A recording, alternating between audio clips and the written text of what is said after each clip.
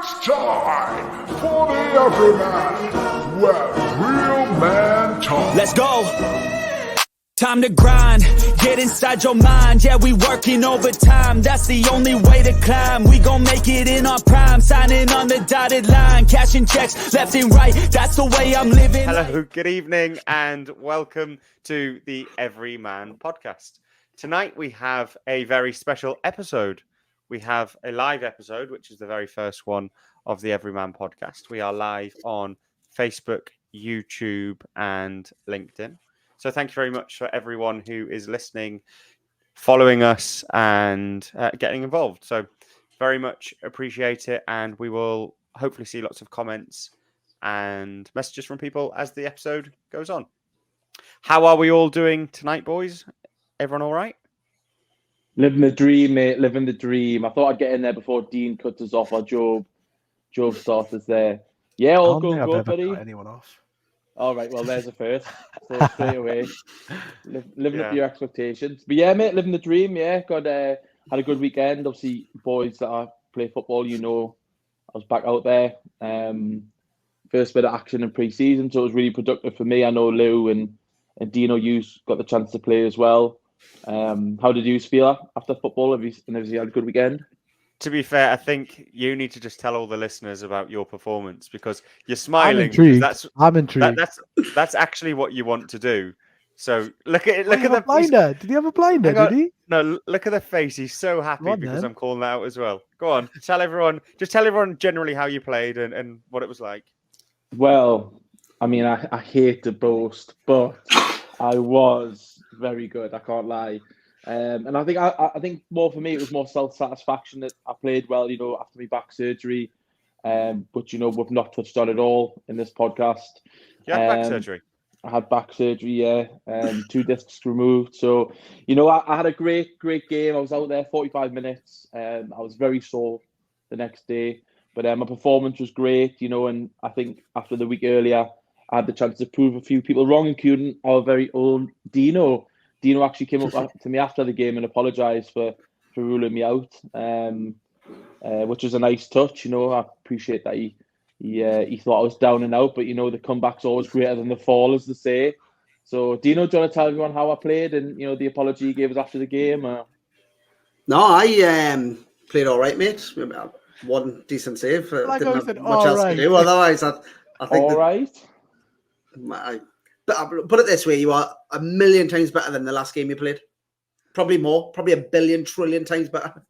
Thanks, but I appreciate that. Do you know what it is? I thought obviously with you having a year out basically of not training and playing, I thought, you know, you'd suffer for that. But you know, you looked fresh, mate. So now well done. Congrats on the performance. Kick on, mate. Definitely, mate. I appreciate that. And you boys were involved as well, obviously. You know, I've known Lou for quite a while. Lou, I mean, how do you feel after football? Do you want to just tell the listeners how good I played as well? Do a better job than Dino. Yeah. Is this what you're paying me for? Is this the bit that you want to pay me for? Yes, £5 on its way. Hang on. Ethan played amazingly well. He is extremely sexy and handsome. He is the best looking on the team. What was the next word? Sorry. And he has got a massive hog on him. Okay. So yeah, Ethan. We'll move on from that part. No, Ethan played well. Overall, though, yeah, had a really good weekend. It was good to get back on a football pitch. Yeah, how are you, Lou? Actually, you've been, especially since the dad bod. You know, like. Oh yeah, the dad bod. No more number 9. No number 8 is anymore. Still number 8, but says the guy with his camera off. Oh, who's rocking the dad? Should we say the baldness, the dad bod? Oh, yeah, right, okay, cheers, mate. Okay. But no, all good at the moment. Yeah, just trying to get back playing a bit more healthier. I think I played well, so nice to get back into it. Dean, how are you? Everything all right? Not bad, mate. Bit stressed with everything going on at work and all that, but just keep taking every day as it comes, to be honest. But I've just got the all clear from my physio so that I can start training and playing football and running and stuff again. So the 2 stone that I've put on since my wedding can start getting shifted because it definitely looks more than It looks more than 2 now. stone. Wow, Is it? Lou. 78 kilo to 90 kilos. But as you know, I only hold my weight in my gut. So it's literally belly. only here. So what about the arms and boobs? that are skinny. Yeah. Mainly the gut though. If I'd put it on, cut it out when I edit the videos. But Yeah, that's That's true. why I turned my cam off. You need to learn from me, do you? so how you do, Joby, as well? I haven't heard much of you lately, mate. Yeah, I'll be honest with you. It's a bit of a rough time at the moment with some personal stuff going on. But I suppose. Do you want to talk about it? Yeah. Do you know what? Not at the moment. No. I mean, I can talk about how I feel. Certainly, I definitely. I'm not shy about like expressing my feelings, especially since starting this pod and stuff. It's definitely been one of the most stressful times in my life, and put a lot of things in perspective. Perspective, is that the right? Yeah, that's the right word. Everyone here knows the situation, and I'll basically just say there was a sudden death in a close family member, and at a very young age, and basically it shocked my system to the point where I think like it can just happen at any time. Do you know what I mean? Yeah. Especially having such a young Ben and stuff like that, and being a larger lad, I kind of think I need to start looking after myself more than ever. So yeah, I think you're right with that, mate. We've spoke about that quite a bit, haven't we? Around sort of our physical health and how our physical health almost how it makes us feel about our life. And I think the older we're all getting, it's making us feel or think more about how long we're actually going to be here. Especially when, like, we've chatted a little bit around what you're going through and what obviously you and your missus are going through, and I think it's really hard once something like that happens. It puts everything into perspective. It does indeed. I think the hardest part of it is just like, suppose, acceptance. Just knowing, like, you know, it's kind of, you hold yourself accountable for your own actions in terms of like looking after yourself. I think that's kind of the biggest thing it's done for me. Just before I forget, we've actually got a comment from Neil Hammersmith that says back surgery is never fun. Would you agree with that, Ethan? Yeah, I would say it's not the best thing I've ever done. I can't lie. It was painful, and I was out for a long time. But there's quite a few positives come out of it. I think the biggest positive is the fact that I had so many supportive people around us and so many brilliant people. Everyone in here in this group was messaging us. We've got friends and family that really came to the forefront, and people I've not even heard from for years were willing to come forward and just offer that support. And I think for me, at a time where you're at a bit of a crossroads, coming up with, I'd just been 30 at that time. It was a really refreshing opportunity to reconnect with a few people. So every cloud and all that, and like I say, the comeback's always great in the fall. So I'm working every day to be better than the next. I'm gonna throw myself under the bus here. My whole life, I thought the saying was every clown has a silver nose, and I don't know why. It was what? Sorry, every clown has a silver nose. And I don't know where or why. That explains so much about you. I understood that from, but it was only until I met Beth, and one day I said in the car, I was like, "Oh, every clown has a silver nose," and she like looked at us and went, "What? You what?" And I went, the saying every clown's got a silver nose. And she went, "You mean every cloud has a silver lining?" I was like, "Oh no, oh no." So yeah, she tells everyone that. Your missus is wicked, and I really hope she still has your life for that, because you absolutely deserve it. She does where she works. Every single person who she works with now actually says that as like an actual saying, just to take the piss out of us. So I'm not going to live that one down for the rest of my life, to be fair. No, I love that. I mean, just before we move on as well, just to touch base, I do want to thank, my mum out of everyone. I hope she's listening. She's not the best with technology. I've told her we're going live, and she's a massive Joby fan. I think she likes Job more on the podcast than me. But I wouldn't have got through my back surgery and the aftermath and everything without me mum. She did everything for us. Luckily, she didn't have to wipe my arse, but she did everything else practically. So I owe her a lot for that, and we're really reconnected. So I'll always be grateful to me mum for that. But something I just wanted to up the Ange. Go on. Up the Ange. just something I want to touch on with Joby. Joby mentioned there, just going back to your scenario. I know it's not ideal and you don't want to talk about it. That's fine in a sense.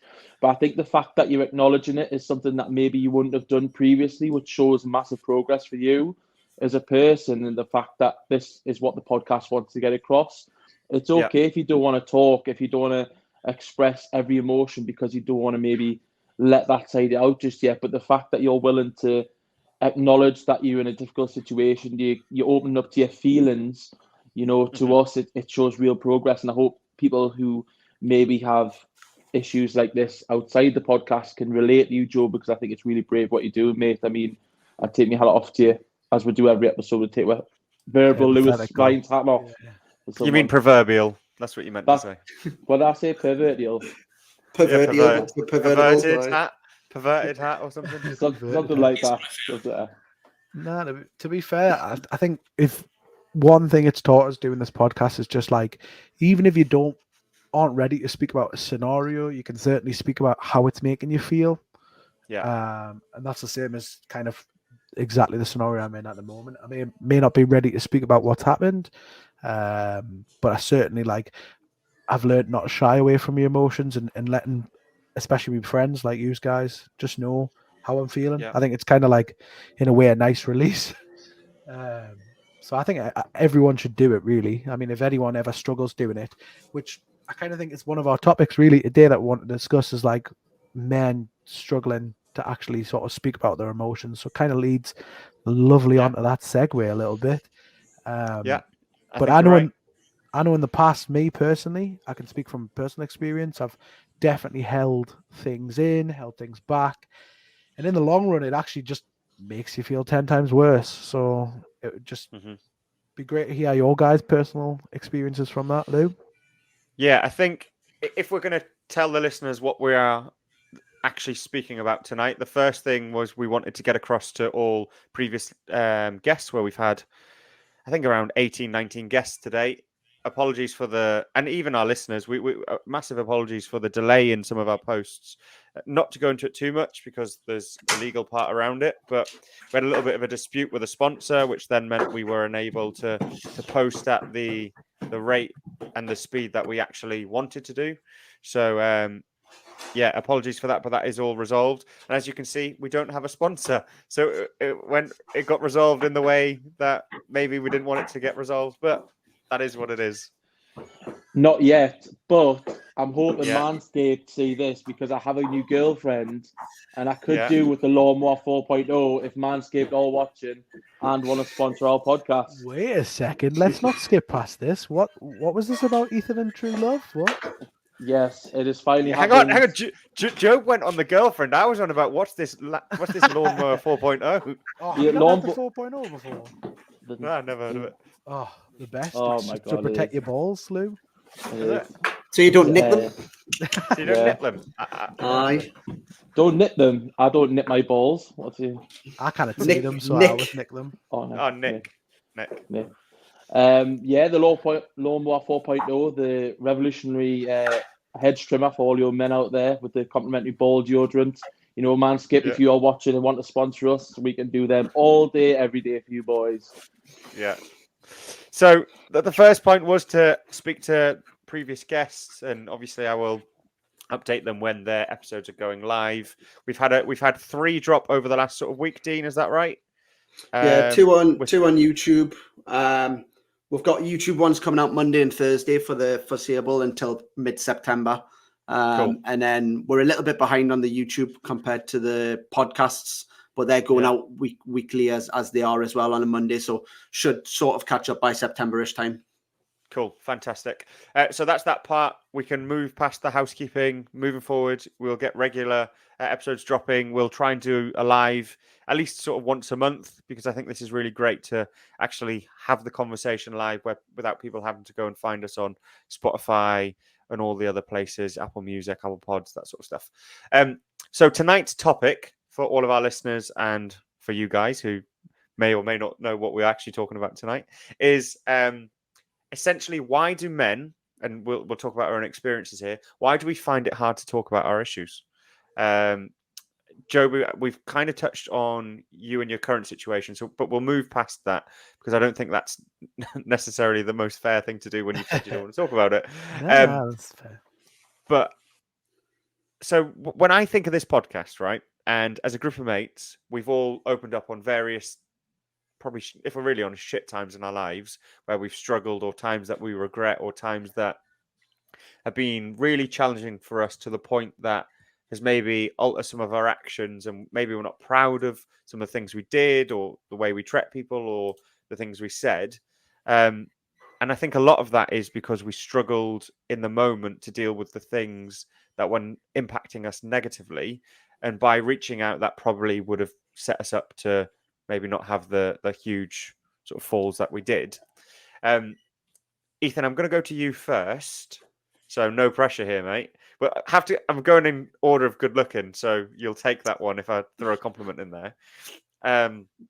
Why do you struggle to open up about how you're feeling, and if you're struggling with something, and truly be honest? Not just say, I might be struggling, but actually be honest with what the situation is.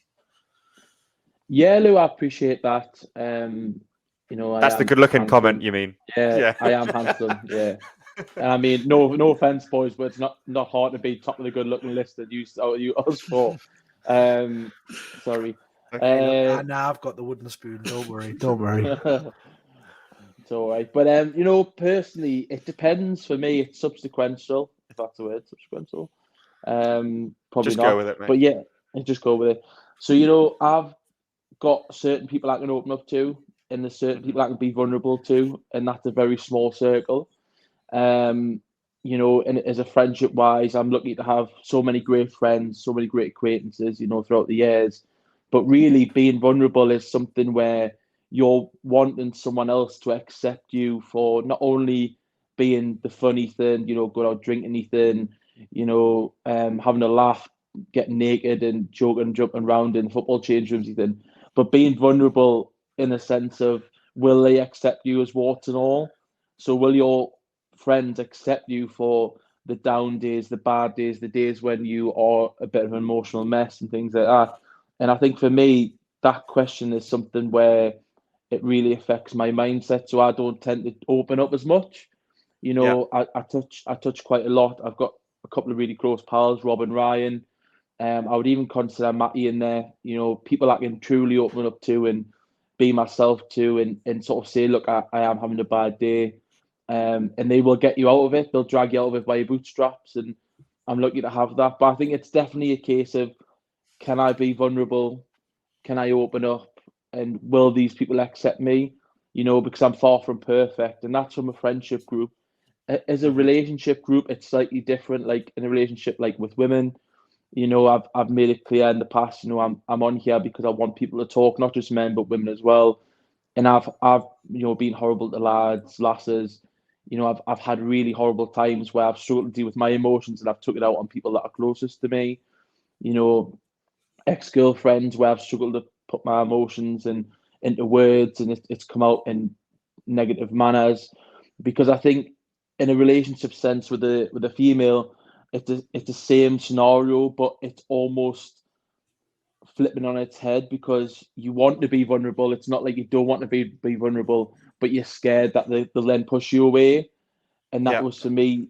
And I would bottle things up, with my ex. We would, I would have so many positive things. We would do so many great things, but then the negatives I would bottle up because I didn't want to let her in that side of me. And then, I'd be drunk, or, I'd bottle it up to the point where you'd explode, and you would sort of vent and rant and be not who you should be. And I think for me, it's a case of, are you willing to be vulnerable to this person, and will this vulnerability impact your relationship, but will this person accept you for your weaknesses as well as your strengths? And for me, I think that's the hardest thing, because it's quite common knowledge, but my dad wasn't around. He rejected us at a young age. My mum and the family I've got are fantastic, but early rejection is something that plays a long part of it. And even to an extent, I don't even open up as much to my mum. Obviously, we've grown a lot closer since we back, but again, I'm very cautious how I'm opening up to her and be vulnerable to her, because I don't want to put stuff on her. And same with family. So for me, that sums it up. It's a long answer to a short question, but that will be my stance on things. And I am sorry to everyone that I've bottled up and of being rude to, abusive to, offensive to, things like that, because I never meant any of it. It's just one of those things. I am scared to be vulnerable with people, and I'm sort of scared to be abandoned, sort of thing. So yeah. I mean, if you don't mind us asking, Ethan, and you don't have to answer if you don't want to, as far as like not having that like father figure from an early time in terms of like being rejected and stuff, do you think that's affected you in the mindset of like, like that old school mentality of you need to be the man, if that makes sense, in the household? Do you think that's Yeah. had an effect? Yeah, I would definitely say so, Joby. I think so. Growing up, it was me mum, and I had a great support network. Me nana, me granddad, me auntie, me uncle, people like that who were fantastic. But when your mum's working so many hours, running her own business, being a successful businesswoman, you have to you do fend for yourself at times, and having a dad there would have been really good, because I maybe wouldn't have had to fend for myself. Now, that's not to say my mum left us. Like I say, I was in a great support network, but maybe having a dad who picks you up from school, or maybe takes you to football, or takes you to the gym at a young age. I see so many people have so many great father figures in their life. My mate Lewis, his dad Mick, is a massive. He is like the perfect dad. He's Yeah, he's a fun, good he's bloke. bubbly. He'll take you out for a beer. You'll watch a football with you. You say the word, what you say, he'll have a conversation with you, and he'll react to what you say. It's not just a yes, yes, yes. He's not a yes man, and he's a top guy. And people like that, my Uncle John, my Uncle Keith, my granddad, people like that were great male influences throughout my life. But having that father around would have probably been a lot better. Would have maybe tried harder at football, would have made friends more, would have not been such a big lad, because I maybe overeating. I remember when I was younger, my mum would be at work, and I'd like secret eat, and then she'd get home and she'd be like, "Have you ate?" And I'd be like, "No," and would get food again. And I don't know if that was a comfort thing or what, but it has affected us along the way. I didn't think it had until recently, and I've give up on the relationship with my dad now, but I think it definitely has affected us. And I would always tell myself it didn't. Like, I'd always say, "Oh, I'm not bothered if he doesn't show up again. Like, if he doesn't come pick us up, when he says he would just not show up most of the time." And it did. I used to say it didn't bother us, but it did, and that had a massive impact on how I react probably with women as well. I didn't have that father figure that sort of shows how to be correct with a woman and things like that. Like I say, I've had so many great people. My mum was great with that, my granddad and things like that. But I think having that male bond and having that person as like a male guide as well as a female guide, I think if you can have both, you're sort of winning. And I'm not taking anything away from single parents, because they do a fantastic job. But I just always, I do think it was a massive factor in my growing up, and the problems, not all of the problems. I just think some of the problems, especially building relationships.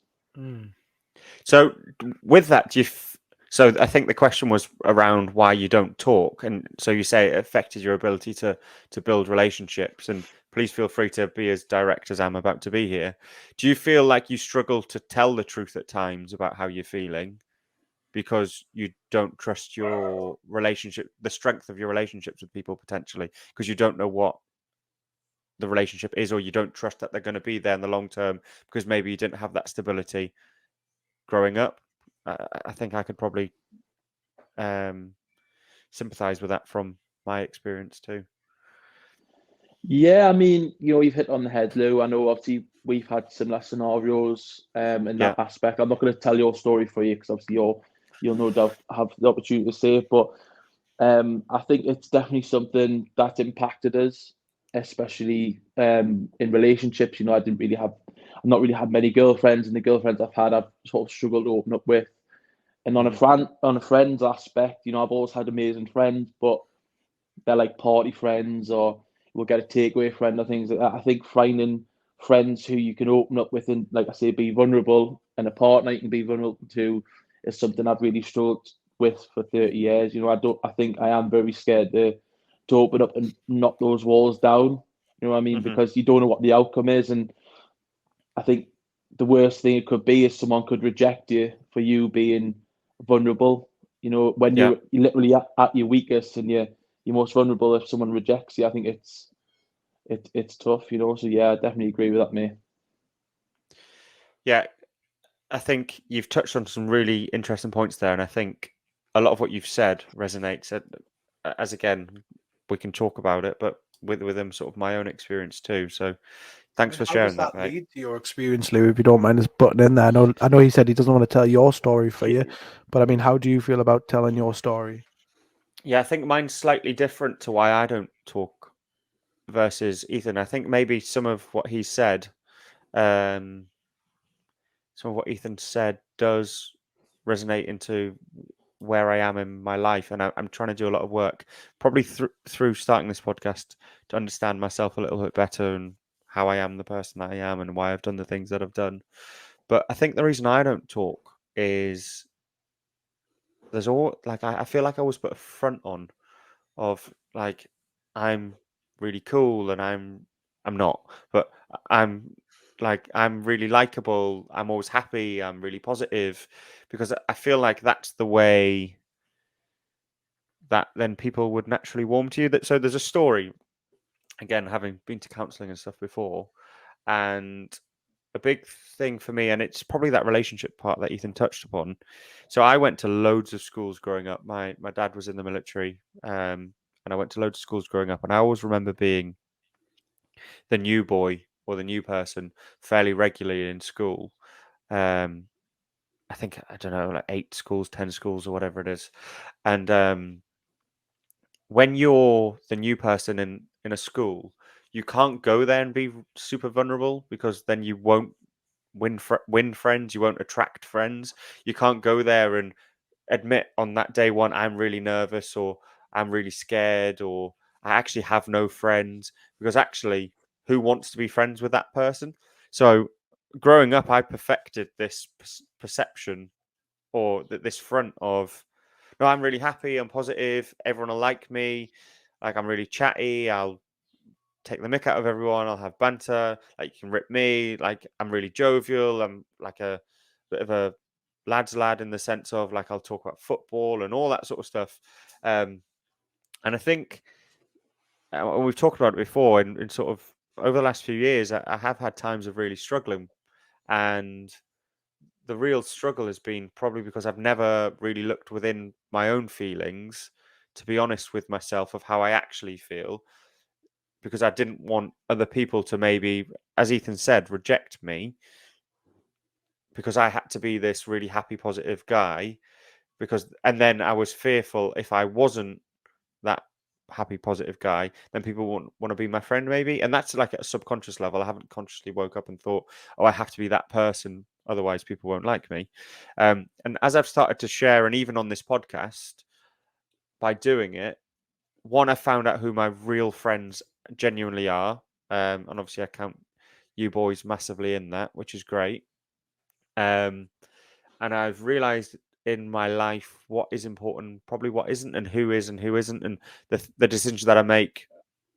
There's something around don't set your future self up for shit, basically. So all the decisions you make today affect you tomorrow, the next day, the next day. So I've tried to think a lot more like that, and they're the lessons that I've tried to learn from the podcast. And a lot of that has been trying to be a more genuine version of myself. So don't try and be this fake positive guy, but just be the genuine, have good days, have bad days person. And then your real friends will stick around from that. So yeah, I think a lot of the reason for me to answer the question really simply is probably that fear of rejection, like Ethan said, and never wanting to appear vulnerable to other people in case maybe that sign of weakness, people would exploit it or use it as an opportunity to, I don't know, as I say, exploit or take advantage. I have to jump in there because, Lou, like you said, you didn't want to sort of be in that aspect of being rejected, and you were quite a confident guy. I mean, my first recollections of Vindy back in the day was, this I hate this. This is going to pay me to say it, but this cool kid, he had an accent. He had a big house. I was cool. He was flash. He wore nice clothes. No, he's a prick. He drove a nice car. And that Lou was fun Lou. That was class Lou. You would go out and spend X amount. I'm not sure if your partner's listening to this, so I'm not going to say it, but that was long before her. But you would go out and spend X amount on vodka for the boys, and you would have money that probably we didn't have at that age. So young Lou was cool, and he was that fucking hurt my heart. But young Lou was cool, but I would not trade young Lou for Lewis now, because you are such a grounded person now, and the fact that you're willing to talk about this and come on here and talk about your feelings and past experiences, and there's a lot we can peel back, like Shrek said, the onion you go through over the course of the next couple of episodes. But I would not trade Lewis now for Lewis then, no matter how cool anyone thinks you were, or the money or the car, anything like that. I think you've really come into yourself, mate, and you're an absolute credit to yourself there. Thanks, on that side of things. And I mean, you must maybe open up more. I mean, I know you don't probably want to talk about this, but obviously you've got a partner, you've got a child, a very young child. If you don't want to go into too much, but how did your relationship with your partner? How did you open up and maybe let her in where other people wouldn't get in? Sorry, you wouldn't let other people in, if you don't mind me asking. If you want me to be really honest, I haven't until very recently. That's being extremely honest, like as in that's still something we are working through, as me being honest. So you reflect upon the Lewis at what were you, 18, 19 or something when I moved up to Newcastle, and that person was what I described when I first went into a classroom at 6, 7, 8, 9, 10, 11, 12, when I was in school, meeting new kids for the first time and being good at sport. So I would, as soon as I went to a new school, I wanted, because I was quite good at football when I was younger, I would go and play football, and then people like me because they'll think, oh, he's good at football, so I want him to be on my football team. And then straight away I had a team of friends.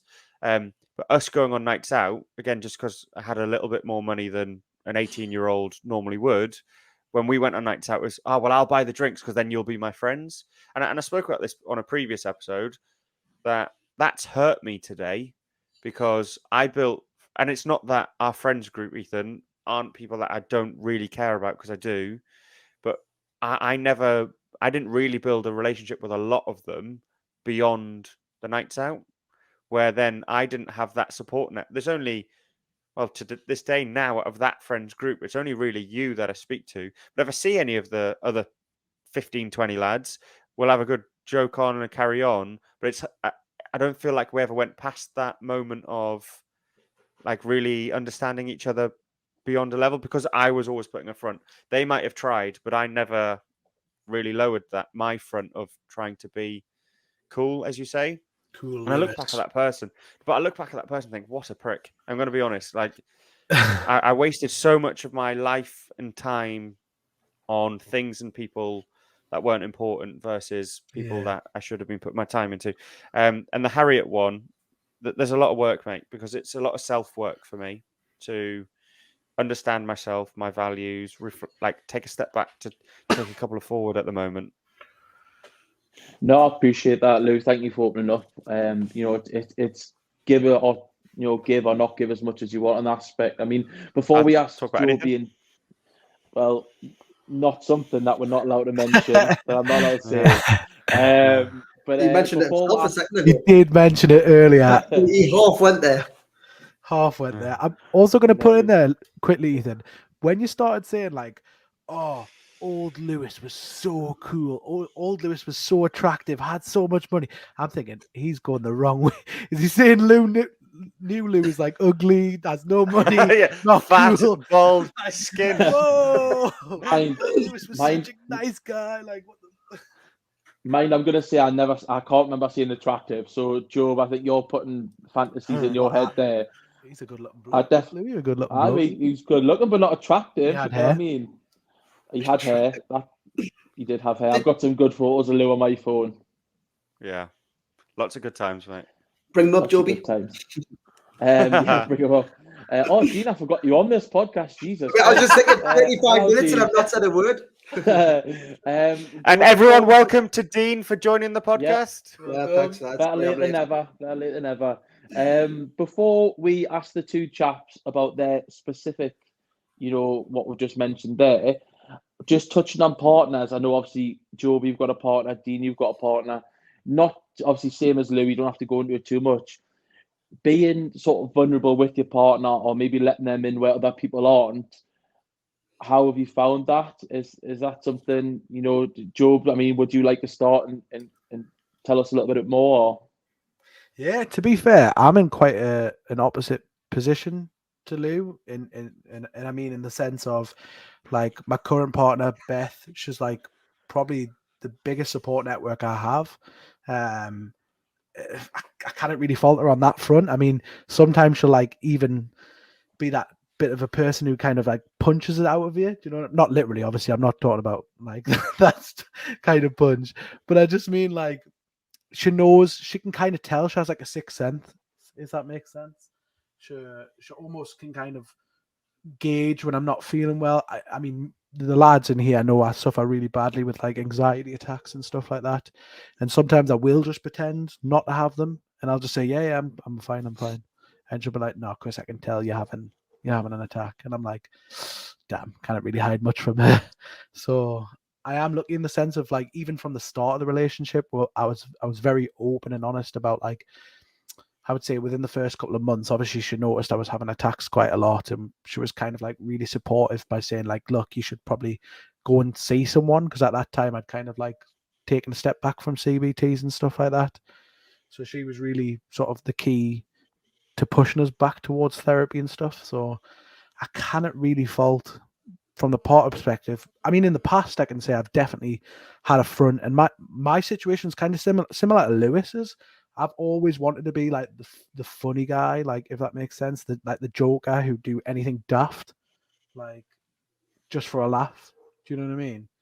And I think that's kind of helped me back a lot with particularly friends, being able to sort of say like, I'm struggling or I'm not doing very well and stuff like that. It's because I never really wanted to not be just the fun one to hang around with. So I kind of resonate a lot with what Lou was saying in that sense. So I definitely had a lot of experience in the past of not speaking up that probably have added to how I am today with my anxiety. It's probably something I wish I had like an output like this earlier. It certainly would have, in my opinion, helped to have kind of that output.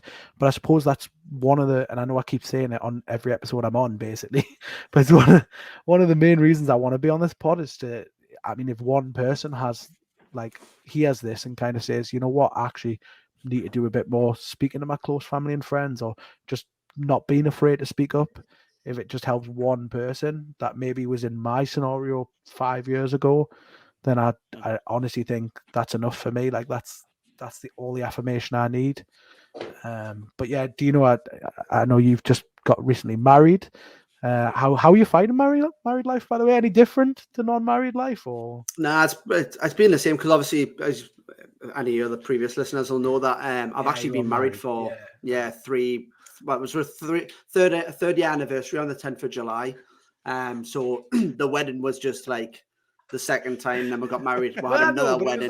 It was the official one, wasn't it? Because the other one was just like a civil ceremony. Yeah. Wasn't it? That's Actually, no, that's the thing I've official ever one. heard. Yeah, I've just realized that is the most jovial thing ever. But no, I mean, from when I did get married 3 years ago, I was no, Dino. The only one that's important is the one I attended, right? Right. Okay. Dean actually can't remember not being married now. Like, that's how long ago it was. Well, I mean, to be honest, like, I don't get the whole being nervous on your wedding day and like all that sort of stuff, because me and Azusa were living together before we got married. we signed a piece of paper and we carried on as normal. Like, I think, tell a lie, I think actually the wedding actually probably did bring us a little bit closer. It probably like reignited a little bit more love for each other. Meant you had to spend more time with her and less at football. That's what it meant. That hasn't gone in. I should be careful, but that hasn't gone into practice yet. But that was officially the rule before. So please don't tell her. But no, it's good. Like I say, coming to like the original question like we were asking before about why we find it hard to open up. I think I personally find it hard because I don't even open up to myself to tell myself how I'm feeling. Like anything that I sort of before this podcast, before that I sort of worry about, I just put it in the back of my head as if it hasn't even happened. I don't think about it until it's too late. It comes back and it bites us on the arse every single time. I think, that's one of them where I probably need, it's finding the balance for me because I don't want to worry about things that I kind of change, but also the things that if I worry about them, maybe I can't change them if that makes sense.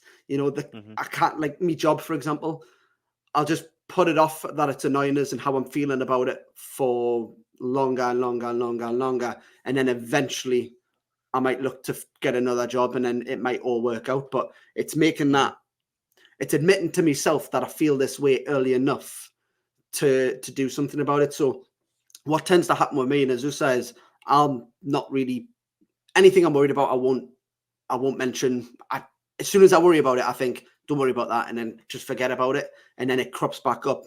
And then I think what will happen is over time, I'll be snappy or something like that, and we'll have like a bit of an argument.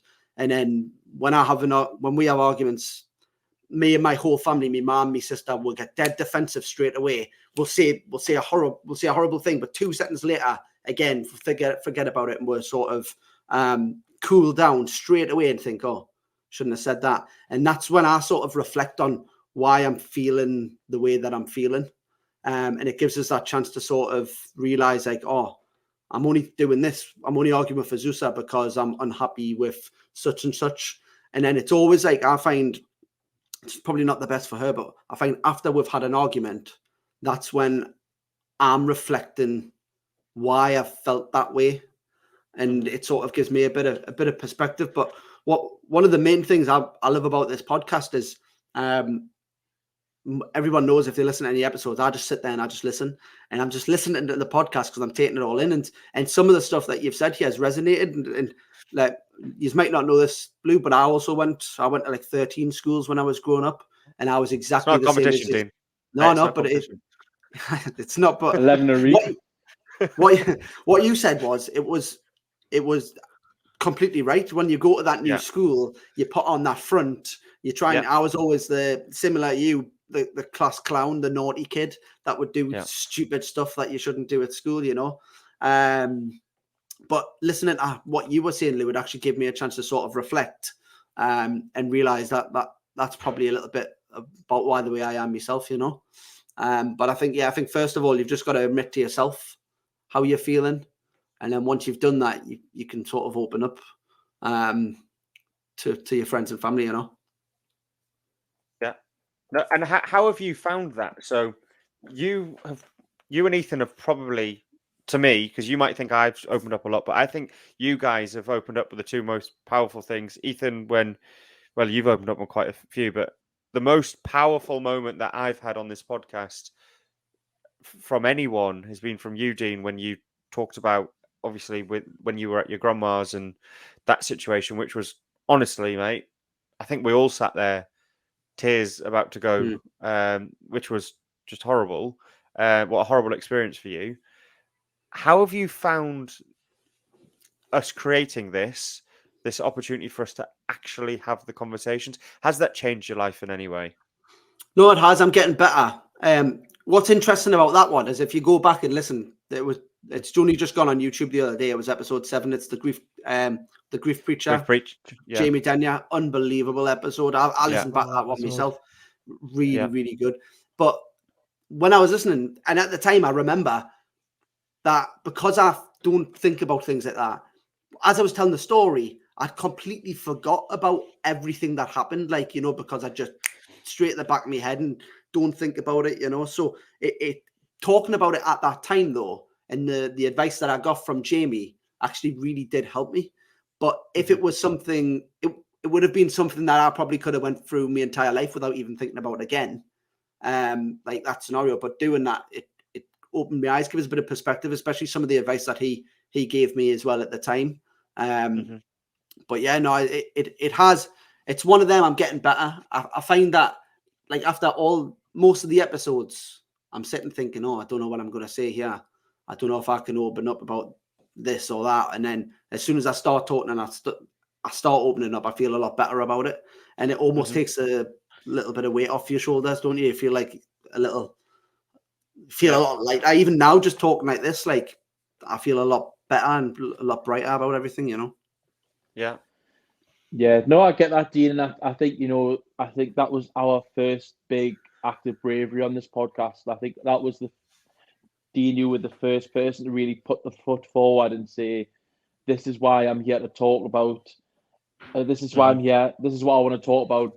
It's okay to talk about this scenario, to talk about how I'm feeling, And you really let us and the listeners in, and I resonated quite a bit. Obviously my granddad passed not long before we had that chat, and your bravery really helped me sort of open up with my mum, my grandma, probably conversations you don't want to talk about and you want to put off. So I think not only did it help Dino, that horrific story coming out and being able to talk and opening up, the fact that I've learned from Dino, and I hope that also that people who are listening to the podcast can also learn that you can open up and still have that sort of respect for yourself and get respect from others and learn from others, despite it being such a tough subject and something that people probably wouldn't talk about. So, massive respect to you for that, Dean. Real credit to you, mate. I know, I appreciate it. 100%. Joe, just before you go, because we know you've got to jump off very soon, daddy duties do await. Can I just say something as well? Yeah, of course you can, mate. I like how Joe was saying earlier that his partner is the most supportive person in the world, yet he told us before we start recording that he had to be off by a certain time, otherwise he's going to get in the doghouse.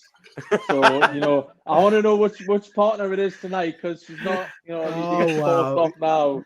Oh, well, great. So I'm going to have a fun night tonight. I'm just going to tag Beth in under she's this already video watching, and say skip to 47 minutes. Amazing. Beth, you should have heard what you said about you before the live show, honestly. I have the power to remove people from this live stream.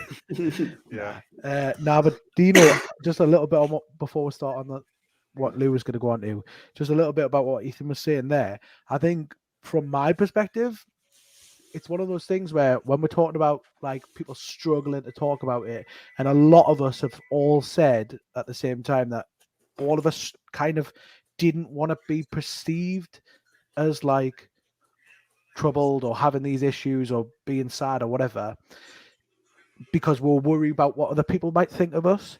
But the truth is, when you do speak about those things to people, like when you said that to me, and I don't know how the other two lads felt, but if anything, I felt sort of more of a level of respect for you for opening up about that and kind of like, in a way, give me a bit of a perspective on what I should talk about and how I should like not be afraid. So, oh God, Beth just commented saying, I did. I was upstairs. Thanks, Ethan, for that. But yeah, no, it definitely helped me.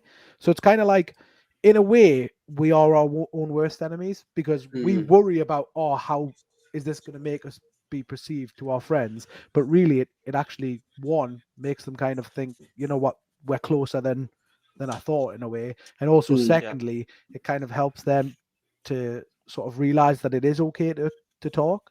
So I really appreciate that. But Lou, you were going to say something? I was going to say, how has it impacted you? So I've known you, I think it's 5 years the other week, wasn't it? I think there was a thing on that we worked together for 5 years or just something. Gone, yeah. And I've seen you go through various ups and downs with your own sort of mental health, physical health. And to be fair, I've gone through things too, but I'm not anywhere near as open as you. So while you were struggling, I'd like to think I was there, and we had lots of chats about how you are and how you're Mm. getting on, and if there's anything I can do to help. So, how has this podcast helped you with some of the things that you might have been struggling with before? Has it given you another outlet to sort of live a slightly different life than you were previously? Yeah. No, it definitely has. I mean, actually, funny enough, the biggest output for me for this podcast is actually not to do with myself. It's to do with others. And hit the nail on the head a little bit, Lou. Like, we've known each other for 5 years, and I've always been very good at telling you how I am, if that Yeah. makes sense. But looking back at our 5 years, how many times have I investigated a little bit more? Because I'm very guilty of the person who can say, "Oh, how are you? Yeah, I'm fine. All right, no worries." Like, do you know what I mean? I'm Yeah. very, very guilty of that. So Yeah. I'd say the biggest sort of like thing this podcast has done for my own mental health is just being able to sort of support other people a bit more in the sense of not just taking sort of like, I don't want to say taking people's first words Answers at as, face as value. true. Yeah. Cheers for that. That's a much better way of putting it. But yeah, just being able to sort of delve deeper into my friends' emotions, and that in a way kind of also helps us as well, because I feel like when we do speak about these things, you kind of grow a closer bond as well. And I know, like, from this podcast, especially us four and the other lads involved in this, certainly, like, from the start of this podcast to the end, I know if I wanted to, I could just message Dino and say, "Dino, I'm really struggling at the moment," or "Ethan, I'm really struggling at the moment." Prior to the podcast, could I have done that? No. Do you know what I mean?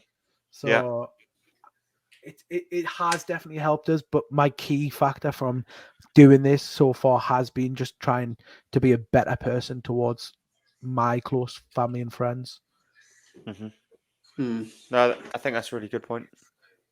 Have any of you guys felt that, Ethan, Dean?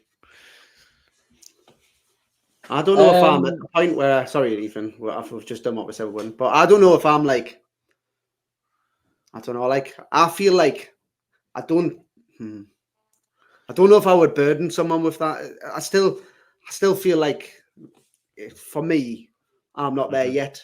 It's somewhere where I'm getting a lot closer, and you know, I do encourage everyone to speak up 100%. It's just something for me.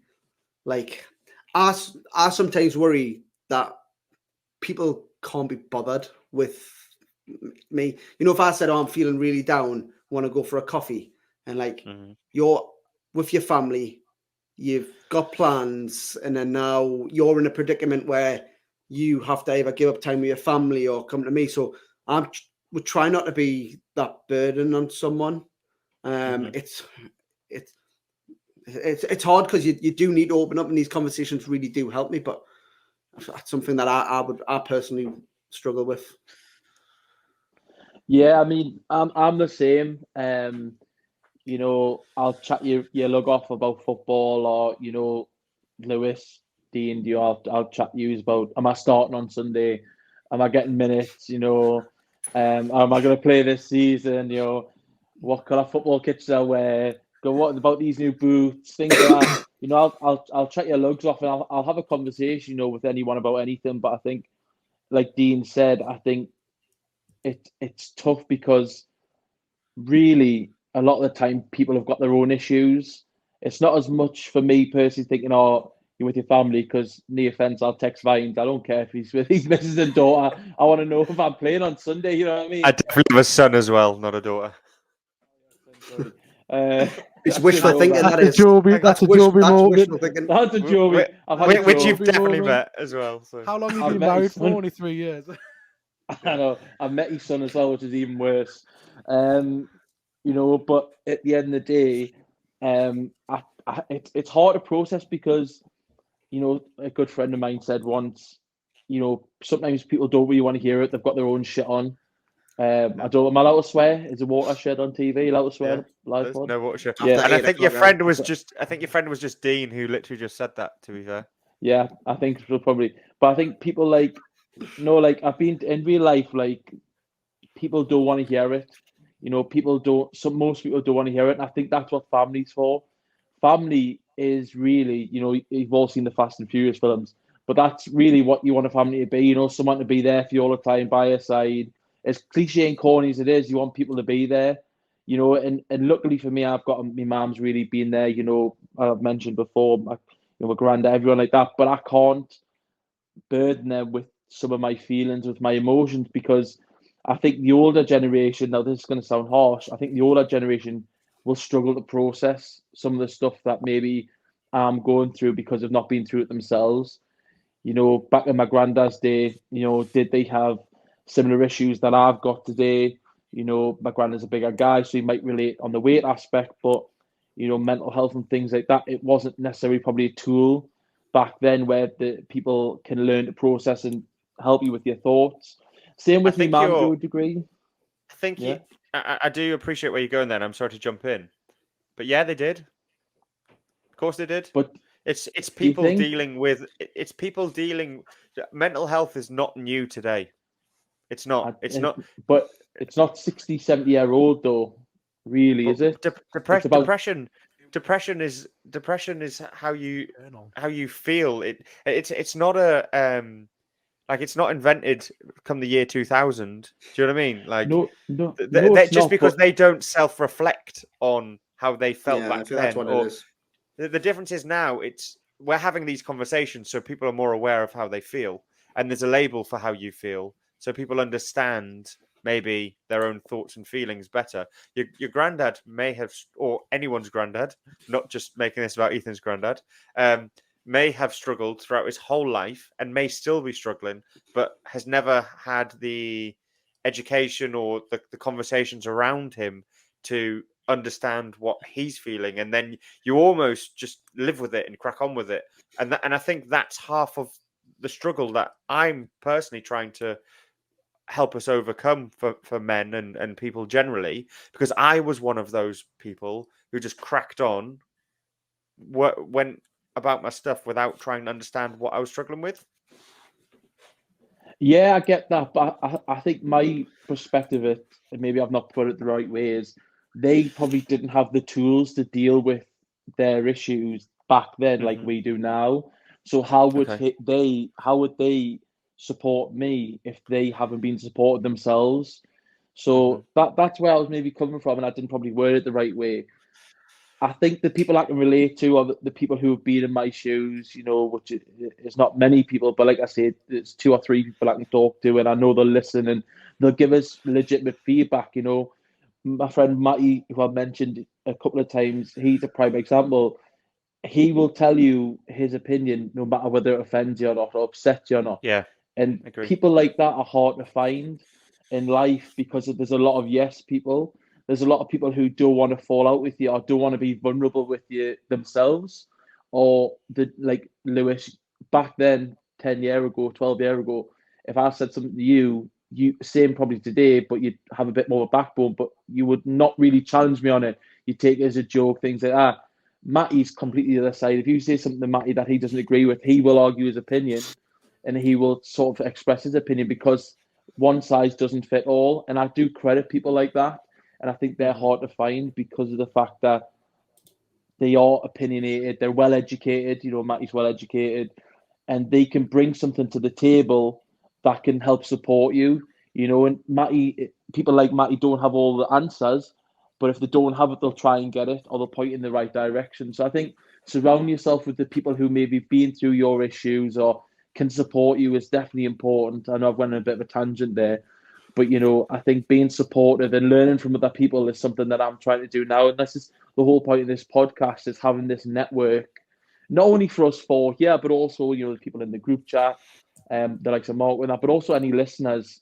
You know, we want to create a wider network, you know, and be available for anyone who needs to talk and be in this situation. So yeah, I've gone a long way around the houses there, so I do apologise. And I'm It was conscious that, long. Just a quick one and from you, yeah. Just a quick one from you, yeah. me. Just a quick one Yeah. from me. No, 15 minutes, yeah. I do have a question. So both of you Yeah. there said that you are struggling to maybe speak up because you don't want to be a burden to other people, right? So that's two things that you both said there. So Dean said it and you said, yeah, you agree, then you feel the same because people have their own lives, their own shit, that sort of stuff. So how do you deal with your own stuff then? if you don't share with anyone or you rarely share with people, how are you managing your own shit? How are you dealing with it? I'll start this one off, Dean. I think, I do open up to my mum quite a bit, but to a limit. I don't open up to everyone all the time. There's some avenues I go down. If I can't go down those avenues, I'm not gonna lie, I bottle it up. I might go to the gym, throw some weights around. Everyone knows I hate cardio, but I might go throw some iron around it. I think you get the brain pumping as well as sort of the body pumping in the gym, and it takes your mind off it. But I'm not gonna lie as well. I eat. I eat my feelings quite a lot of the time. When this is gonna sound so bad, but there was once a point where I was seeing someone, and I was so emotionally unavailable, emotionally unstable that I would rather sit at home and eat than go out on a date with them. And that I appreciate you laughing, Vines, because it's a mental health podcast. So thanks. I didn't laugh at you. But, I didn't laugh at you. It's me and Dean in the chat. That was absolutely crazy. Sorry, Ethan. But I think that's the thing. Like, eating is a big thing for me. And I've got a problem with food, and I think that's where it stems from. Potentially bottling things up. Food gives you a certain happiness. Obviously, it's scientifically proved that you eat, you can get happy, and I've replaced probably relationships with food, and I think that's something for me. And it's a big struggle because food controls a lot of my life, and it's quite a common thing. So I think that would be me in a nutshell. I don't know, what about you, Dean? I'm the same, mate, especially with the food thing, like, because you feel happy as out, don't you? Like, but no, in the past, what I do is I just, like I say, bottle it up, and I just let it go up and up and up and up till it gets to a point where it becomes a problem. So to be honest, probably this podcast is probably my way of venting out a little bit. We've had a few episodes, and then obviously when me and Lou go for runs, we'll have a bit of a chat about what's bugging we and stuff like that. And that's probably, I said I don't really, but when we go for runs, Lou, or when I go for runs with other people as well, it's somewhere where I'll like sort of, you open it up without realizing you're opening up, sort of thing, and yeah, you doing something like that, I don't feel like a burden on people. I feel like, because obviously you've got your time to talk and my time to talk, and we're just counting down the minutes till it's over, and that, and before you know it, it's been an hour and you're on a run, so I think that's something that does help, the fitness side of things and stuff, I think having an outlet is a really important thing for not only a male, but anyone in general. Having an outlet, someone you can talk to, whether that's a friend who you go on a run with, whether that's a mum for me, whether that's a professional who's, works to do it because they have the tools to help you where other people may lack. And, so I think it's so important to actually open up and talk. You've actually given me, I want to give a shout out to Dan Ray, who's a lad who was involved in the podcast not long ago, and he's a football lad. Dan and Lou get the brunt a lot of my football huffs, or if I've got any problems. And there are so many of them. Like, honestly, yeah, so many. It's like there's like 3 a week, at least. And I fell out with all these at least 3 times since I've started this live podcast. Never mind during football. But when you're saying there, Dean, that you vent to Lou vents to you maybe when he's on this run, even if it's just little niggly things, it's not big things. Dan is someone I'll go to if something happens in football. I'll go straight to Dan. I'll be like, this is not right. I don't like this. This is not right. It's not fair. It's not acceptable. And Toys go out the pram. And really, I shouldn't do that. Really, it's not fair on Dan, because Dan, as much as he's a lovely lad, he doesn't give a fuck. He doesn't care. You know what I mean? He doesn't care. He doesn't, because he comes to us and tells us. No, exactly. You're not wrong. And Vine, do you get the brunt? If I give you a lift home after football, or you give me a lift after football, or something like that, it's a case of you'll have a little thing at me, and then I'll just unload on you. Well, I should have been playing. I should get this, that, that. But I think you feel better after it, because all you really want is someone to say, yes, you're right, or agree with. I love that so early. That is right, by the way, yeah. You just As want soon someone as to I say agree. yes, I just hope he's going to stop. I'm like, yes, Yeah. yes. I get in the car, just go, yes. That's literally it. But I think if all we really want is for someone to appreciate what we're saying and take on board what we're saying and agree with it. You know, we want someone to understand that maybe we're not perfect, that maybe we haven't got all the answers yet, but we're trying to figure out along the way. So I think that's really important, and I think that's really good what you, Dean, and you, Vines, do, going on your little runs and having chats. You know, and again, You're I think jealous. it's good to get out. Sounded a bit jealous there. No, mate, I can't run at the moment, unfortunately. The only thing I run to is the fridge, but that's Yeah, it, that's at fair. the moment. No, that is fair. So, generally speaking, I know we touched on it a little bit when we started, and I said, "How are you? Are you all right? Like, how's your week been? How are you both? Genuinely, like, if it's an out of 10, I hate things like this, but I'm going to do it anyway. If it's an out of 10, where you at? I'm probably the way I was feeling before I did this podcast, probably like a 4. Outside life, Yeah. 10, work life -4, so it Okay. averages out to like a 4, I guess. But that's just Quick maths. yeah. Just quickly, sorry, just someone's jumped in with one of the comments on Facebook. A lad I know called Chris Coulthard, and he said that I think personally taking the piss in a team environment helps. Yeah, there it is. I played football with Dean, and although everyone would take the piss out of each other in a serious situation, if someone needed an arm round them or a shoulder, you knew they were probably had a team of lads behind you on your side, unless you didn't pass them. Which is right. We know that firsthand with the King's Arms. I think, you know, we're not unique sports environments and stuff. You know, it's a lot of banter. Ethan can attest to that. Probably gives it more than anybody. But yeah, He is a giver, not a taker. Yeah, he's hit the nail on the head. You know, I think coming back to what I was saying before, where like I was saying I don't like to unload on people because I feel like I'm a burden. But you know, deep down, I know when things get to a point where like I'm really struggling, I know that I'll have people there. And I know that there's a handful of people in the football team that you could unload on.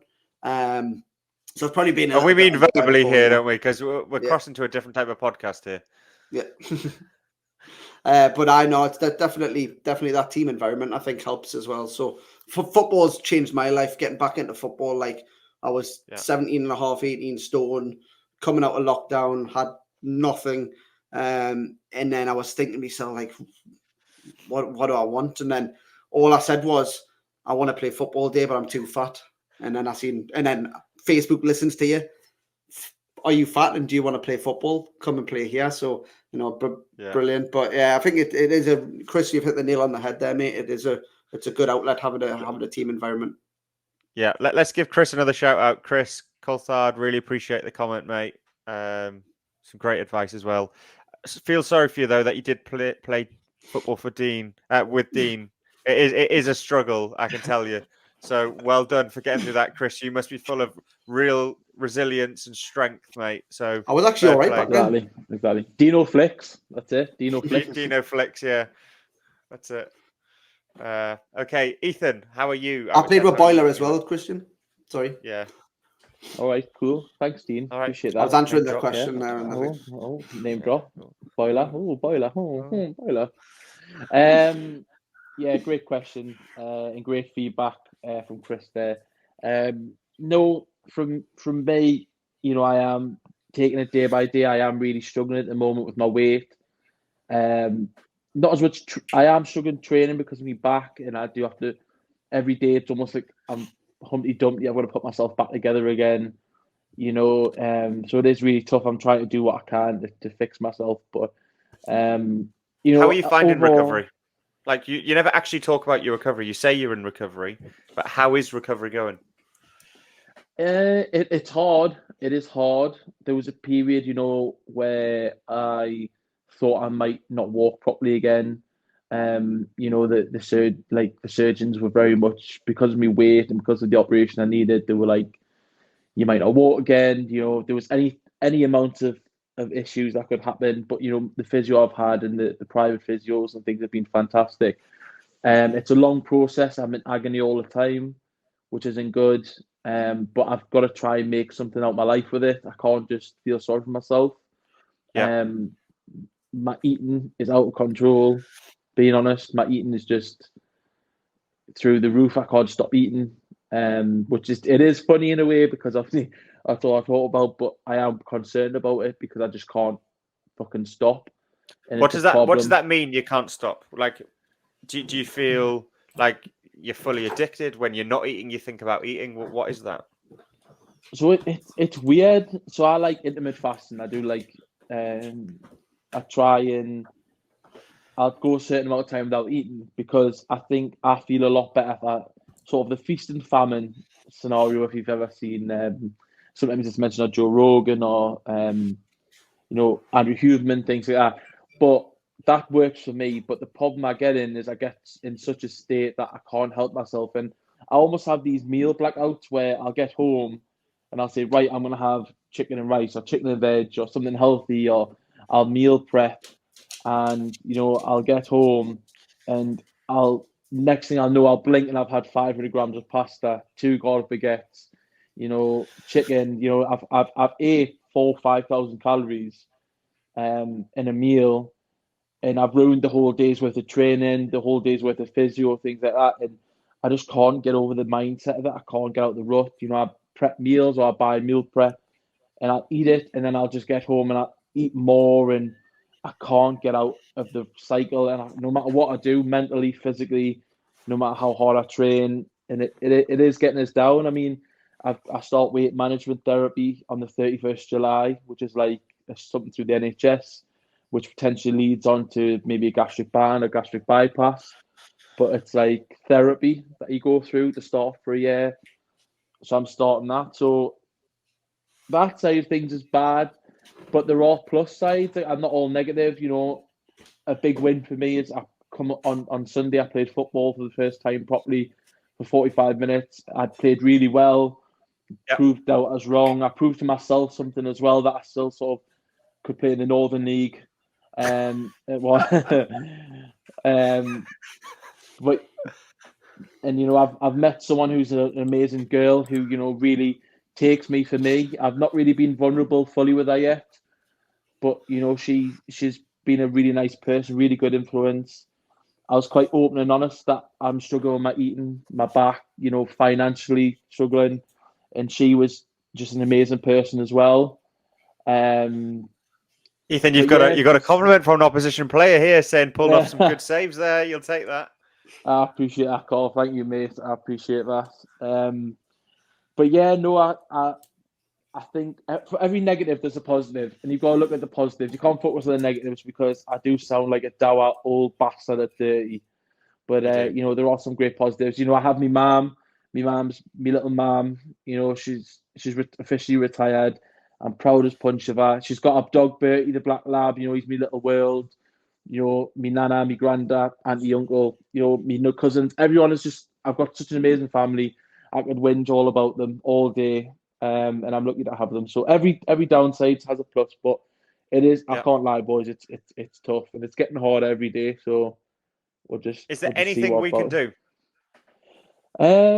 No, we are doing something. No, not at the moment. We are, talking about it's good, like talking about it's good and opening up and things. But I'm trying to get you. I'm trying to get you out training with us on a morning. Yeah. Even come to the field, and I know you said you want to do more cardio based than football stuff.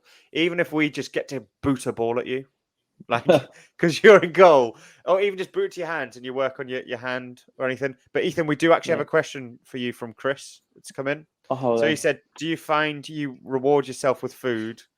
Like if you do a good solid workout, you think, well, actually this packet of biscuits isn't as bad. I do that all of the time. I'm so bad for it. Then beat yourself up about the whole thing and start the cycle again the next day. Yeah, Chris, great question, mate. I appreciate that. Yeah, I definitely think so. I think it's, delayed gratification. Is that the word? Like I'll spend all day. I'll go to the gym early in the morning. It's quite common. I'll go like 5 a.m. with Ryan or Rob, and we'll train hard. And then throughout the day, you've got that intermittent fasting window. You might have a couple of meals. Then of a night time, it is that sort of mindset that I'm in and that rut I'm in where I've trained so hard in the morning. I can have a biscuit, or I can have, a packet of crisps or something like that. But a biscuit turns into a packet. A packet of crisps is a family-sized bag of crisps. It's not like a little kiddie-sized bag of crisps that I call them. But calories add up quick, and if you start having so much at a time, it just completely throws out the window. And it is definitely a reward, and that's how I see it.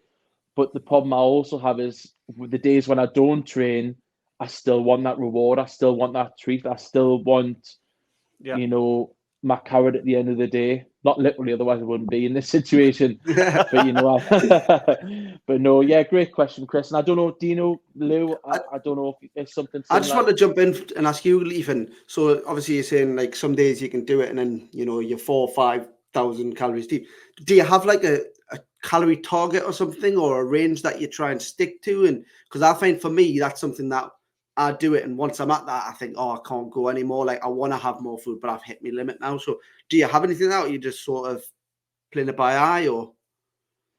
Yeah, I mean, I keep saying friends, but Matty, he's worked with me for years to try to do plans, diet plans, gym plans. Same with Ryan, same with Rob, Slater, people like that who will try and put time with you. They teach you about your macros, and doing stuff like that.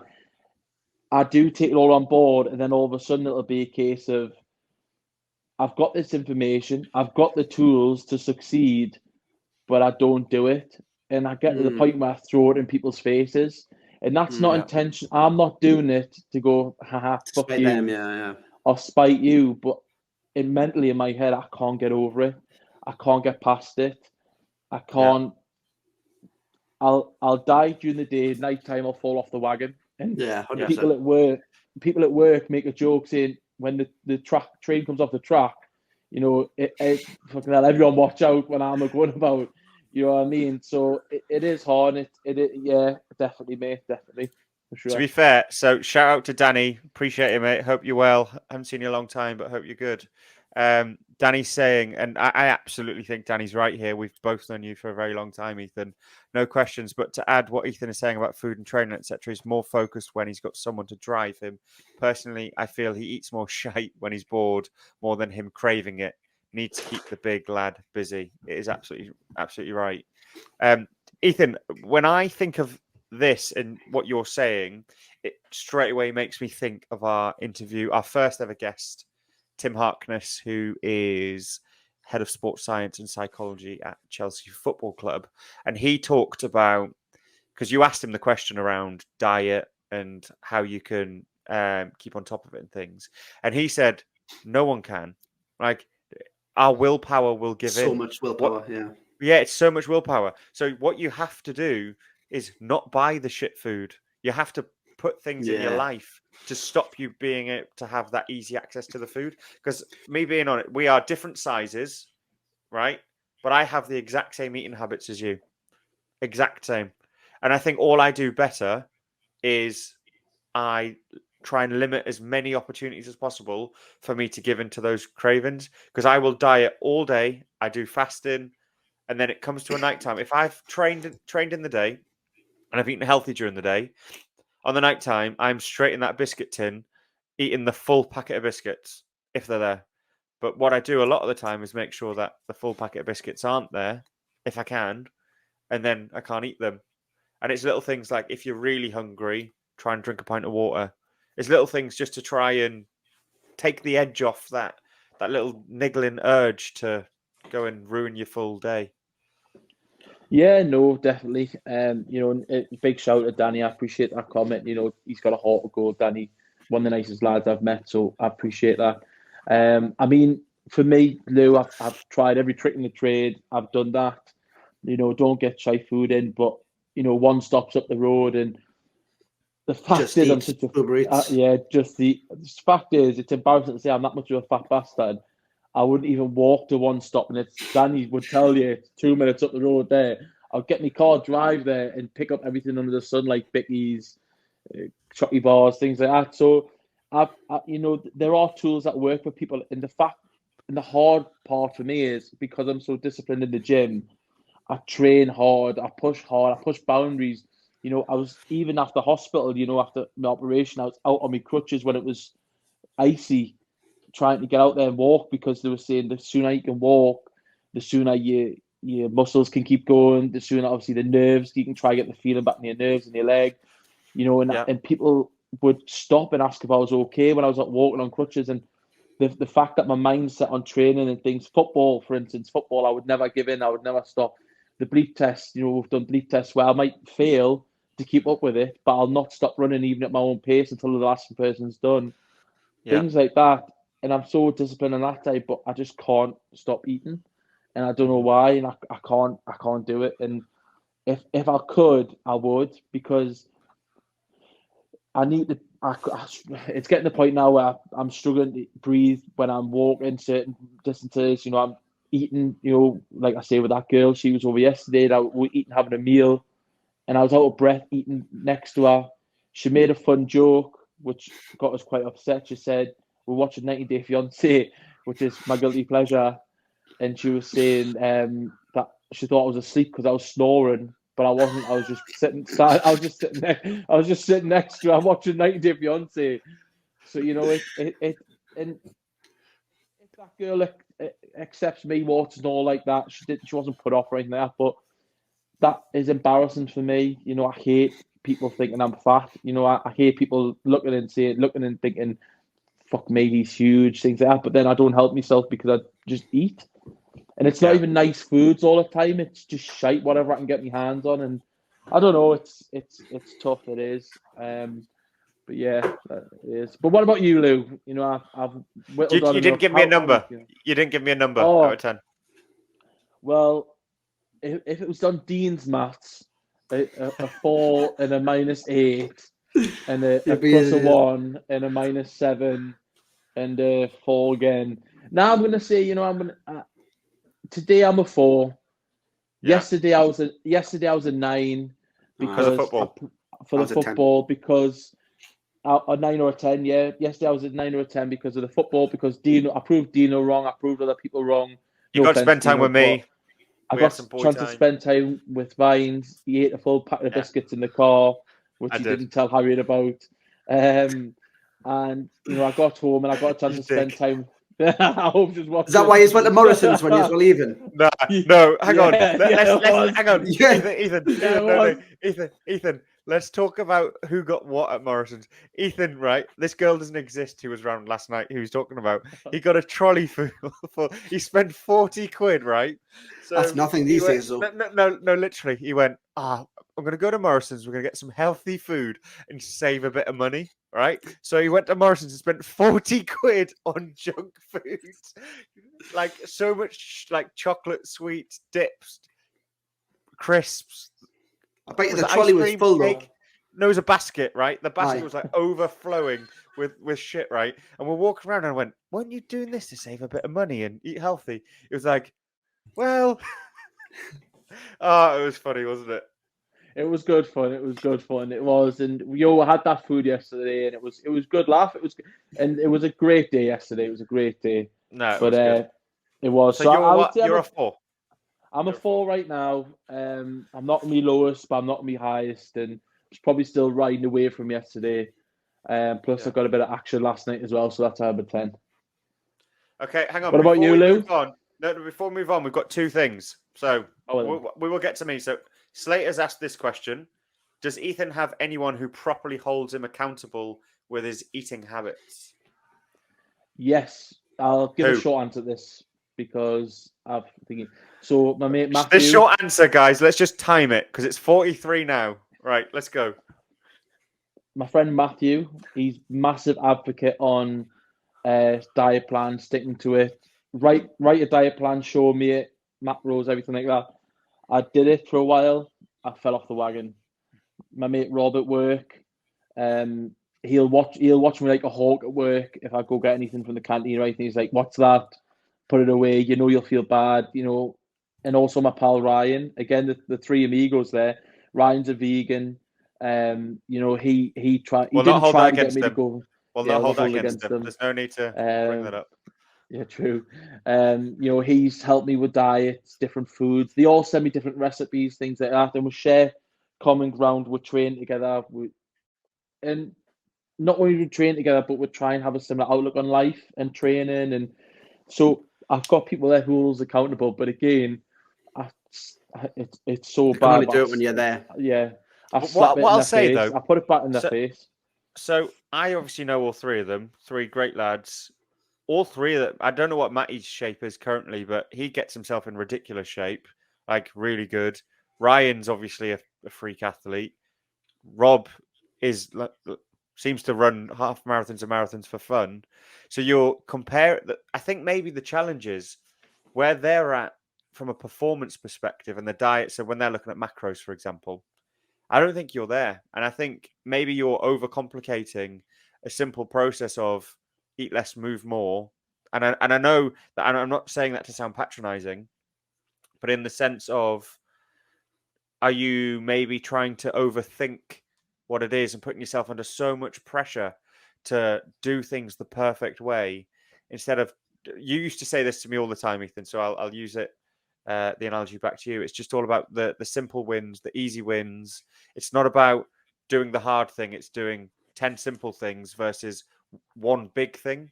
So if your simple thing is to stick within your calories, for example, versus trying to understand your macros and make sure you get the right grams of protein per body fat or body weight, whatever it is, and making sure that you drink the right level of water down to the milliliter because of your height and weight and age or whatever.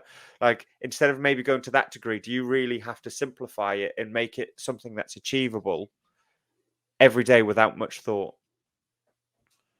Yeah, I mean that's something I've tried. Again, Okay. with Matty, like we decided to go for these meals. I would work out what macros I needed, but would have the same meals necessarily. So I'm not too much chopping and changes. Stick to the same foods. Mm-hmm. Don't overcomplicate. Proteins, fats, carbs. The rule of thumb is 1 pound of protein for every. Sorry, was 1 it gram. 1 gram of 1 gram of per pound. protein for every pound of fat or Yeah. pound of weight? Sorry. So it's I've tried it. It's a barrier I need to overcome. I mean, you name it, I've tried it and failed it impressively. With 2 gold baguettes in my mouth. Yeah. No, but but no, I appreciate that today. I thank you. It's definitely a topic that we will continue to come back to, and I think we've had some incredible guests on who are experts with elite athletes on this, and I think the more we can educate ourselves and our listeners, hopefully it's something that over time we will keep trying to work towards to improve. This probably does touch upon nicely before we jump onto how I am and things. So Job equally really struggles with his weight. He's a larger guy, but through Job's career and life, he used to compete in MMA to now he, very similar to what you've just described, Ethan, around being out of breath in doing normal everyday life things. And what we've decided to do as a podcast is we are doing an Everyman weight loss challenge. So any listeners that want to join on the challenge as well, we will provide more details. It's a fun one. It's just a community weight loss.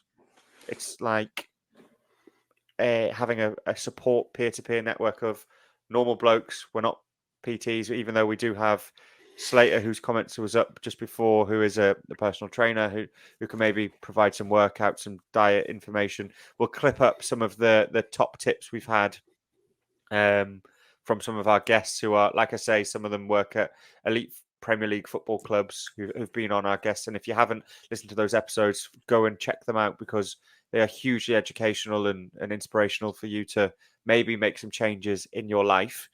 But yeah, if you want to get involved, message the page and we'll add you to however we comms that. Job, that's one for you. I know you're listening. So that is one for you, mate. So to pick up on how I am. How am I? I don't know. I think it's really hard to judge when it's a podcast night because I feel like my mood goes up and up. So I think, Dean, you you sort of mentioned that earlier, didn't you? So as I sit here now, I'm probably an 8 or 9. Like I feel really happy, really good. Great chance to even listen to you guys and hear how you're getting on. I think I love that. I get this time with you every single week to listen and talk. Generally in my life, work can be pretty tough at times. I've got a pretty busy job at the moment, so that can be quite tough. Family life, work-life balance, they're the things that, and doing the podcast and trying to get fit and trying to play football and be a good dad and like trying to learn and trying to eat healthy. Like there's so much, and I put them all on my plate. That's the problem. I try and balance too much and I'm not very good at it. So I would say at the moment I'm probably a 6. I would say yesterday I felt really good, like you guys. We played football. We had a good bit of bro time, which was really good. Yeah, so I was probably a 6 at the moment with a sigh. What do you think could get you that up? What do you think is the barriers in your day-to-day life? I know you're saying work-life balance, your weight, but how can you overcome those, do you think? And what can get you from a 6 maybe to a 7 or 8 or a 9? If you don't mind me asking, Lou. Yes, Lou. And Dino. We'll come back to Dino as well. Same question. We'll start with you, Lou. First, I'm just going to call out a guest who's a comment because I feel like let's address them. Chris again. And I will answer it. So, Chris, I'm currently trying to train for the Great North Run. The only fitness I've ever done was football 3 times a week. I stopped years ago and piled the weight on. Absolutely know what that feels like. Close to what you said about the guys surrounding Ethan, I think it is. I tried to do what I used to be able to do, get straight into fitness, go all in, then sick of myself with how I can't compete with myself from years back. Yeah, I absolutely know that feeling. Ending up injuring myself, stop the whinge about it to myself. First time I've seen this pop up and had a listen. Nice one. I presume that says lads. Yeah, I think a lot of men are in and around how Chris feels, to be honest, where when you're younger, you compare. And I think that's something, to Chris's point, that's probably why I am a 6. I'm going through a huge amount of sort of self-discovery at the moment of not trying to be who I think I am or I was or whatever, however that sounds, and actually just trying to be the best version of who I am today. I can't compare to myself to when I was 18 and I was really fit and had abs and like I could do what I want because I didn't have the responsibility of being a parent, or I can't compare myself to that person because that person was 12 years ago. Regrettably, I'm 30.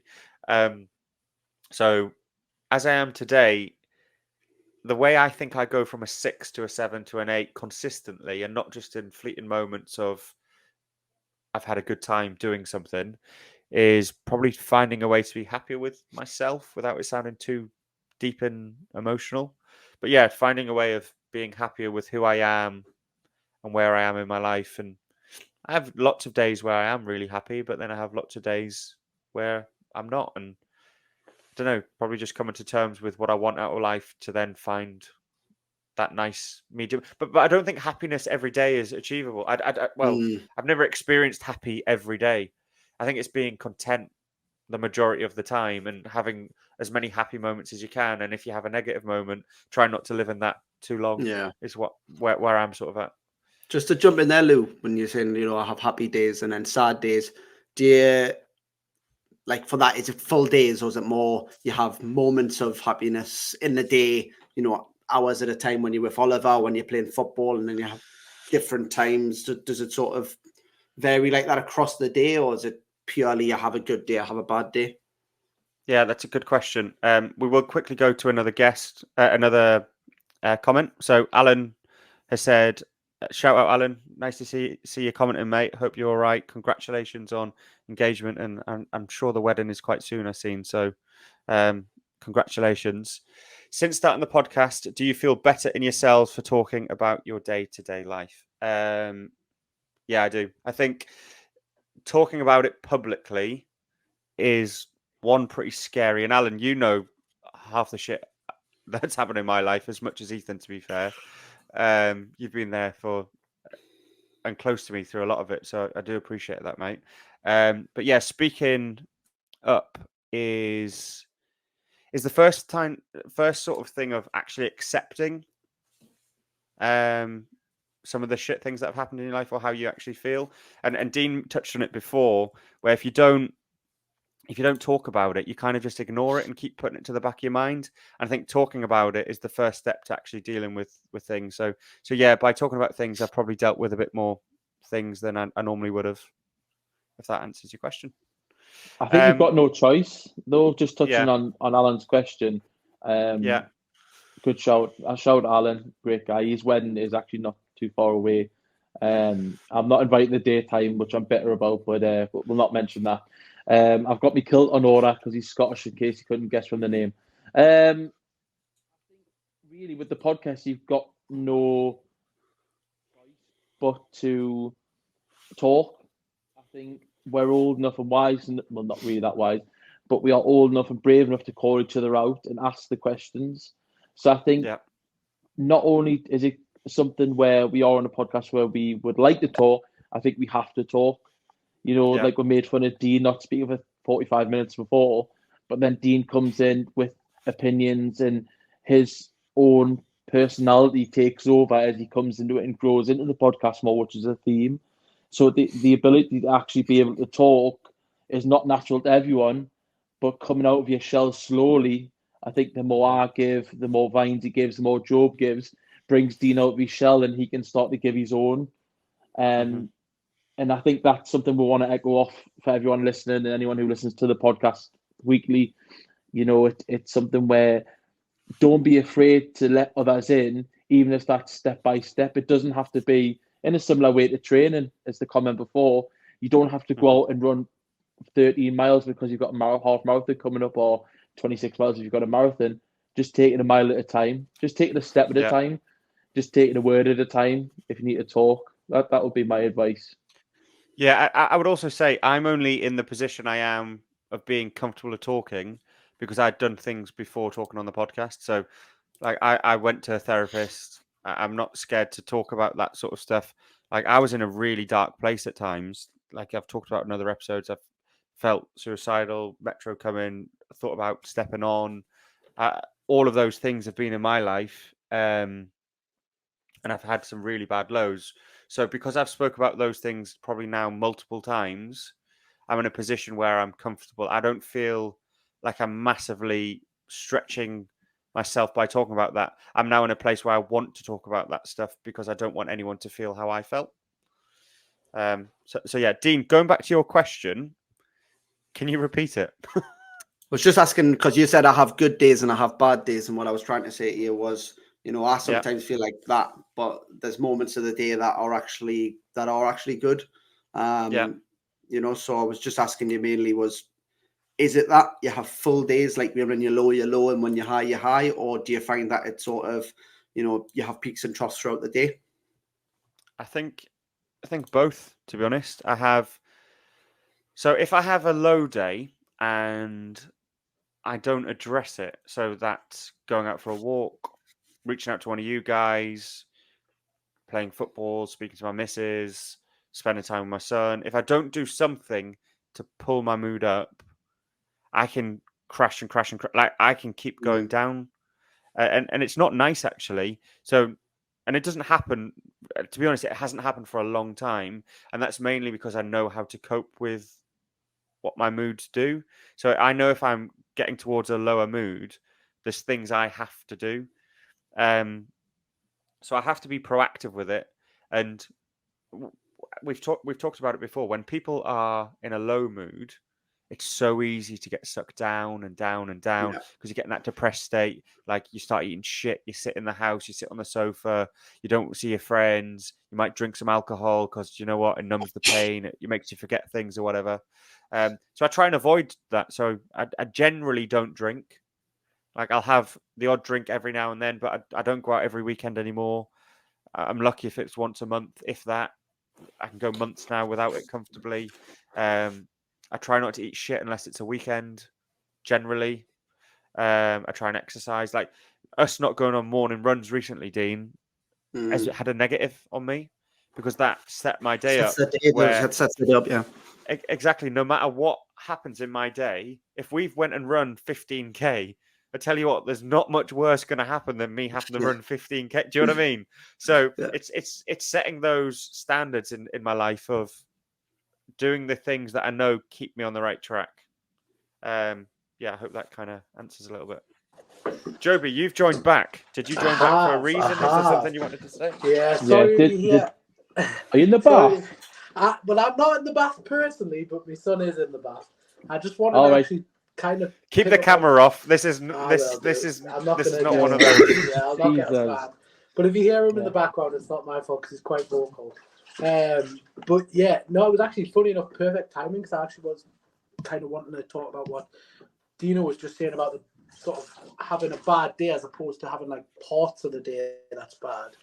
I find a lot of the time it's hard to like distinguish the difference between a bad day and a bad moment of a day.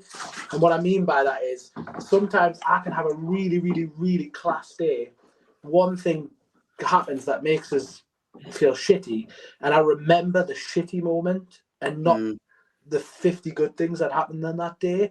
And I think that's a hard thing to actually do mindset wise, is getting the mindset of, yeah, something shitty is happening, or maybe I'm going through this, or I'm a bit in my feels at the moment, but equally this happened, that was excellent, this was great, this was, do you know what I mean?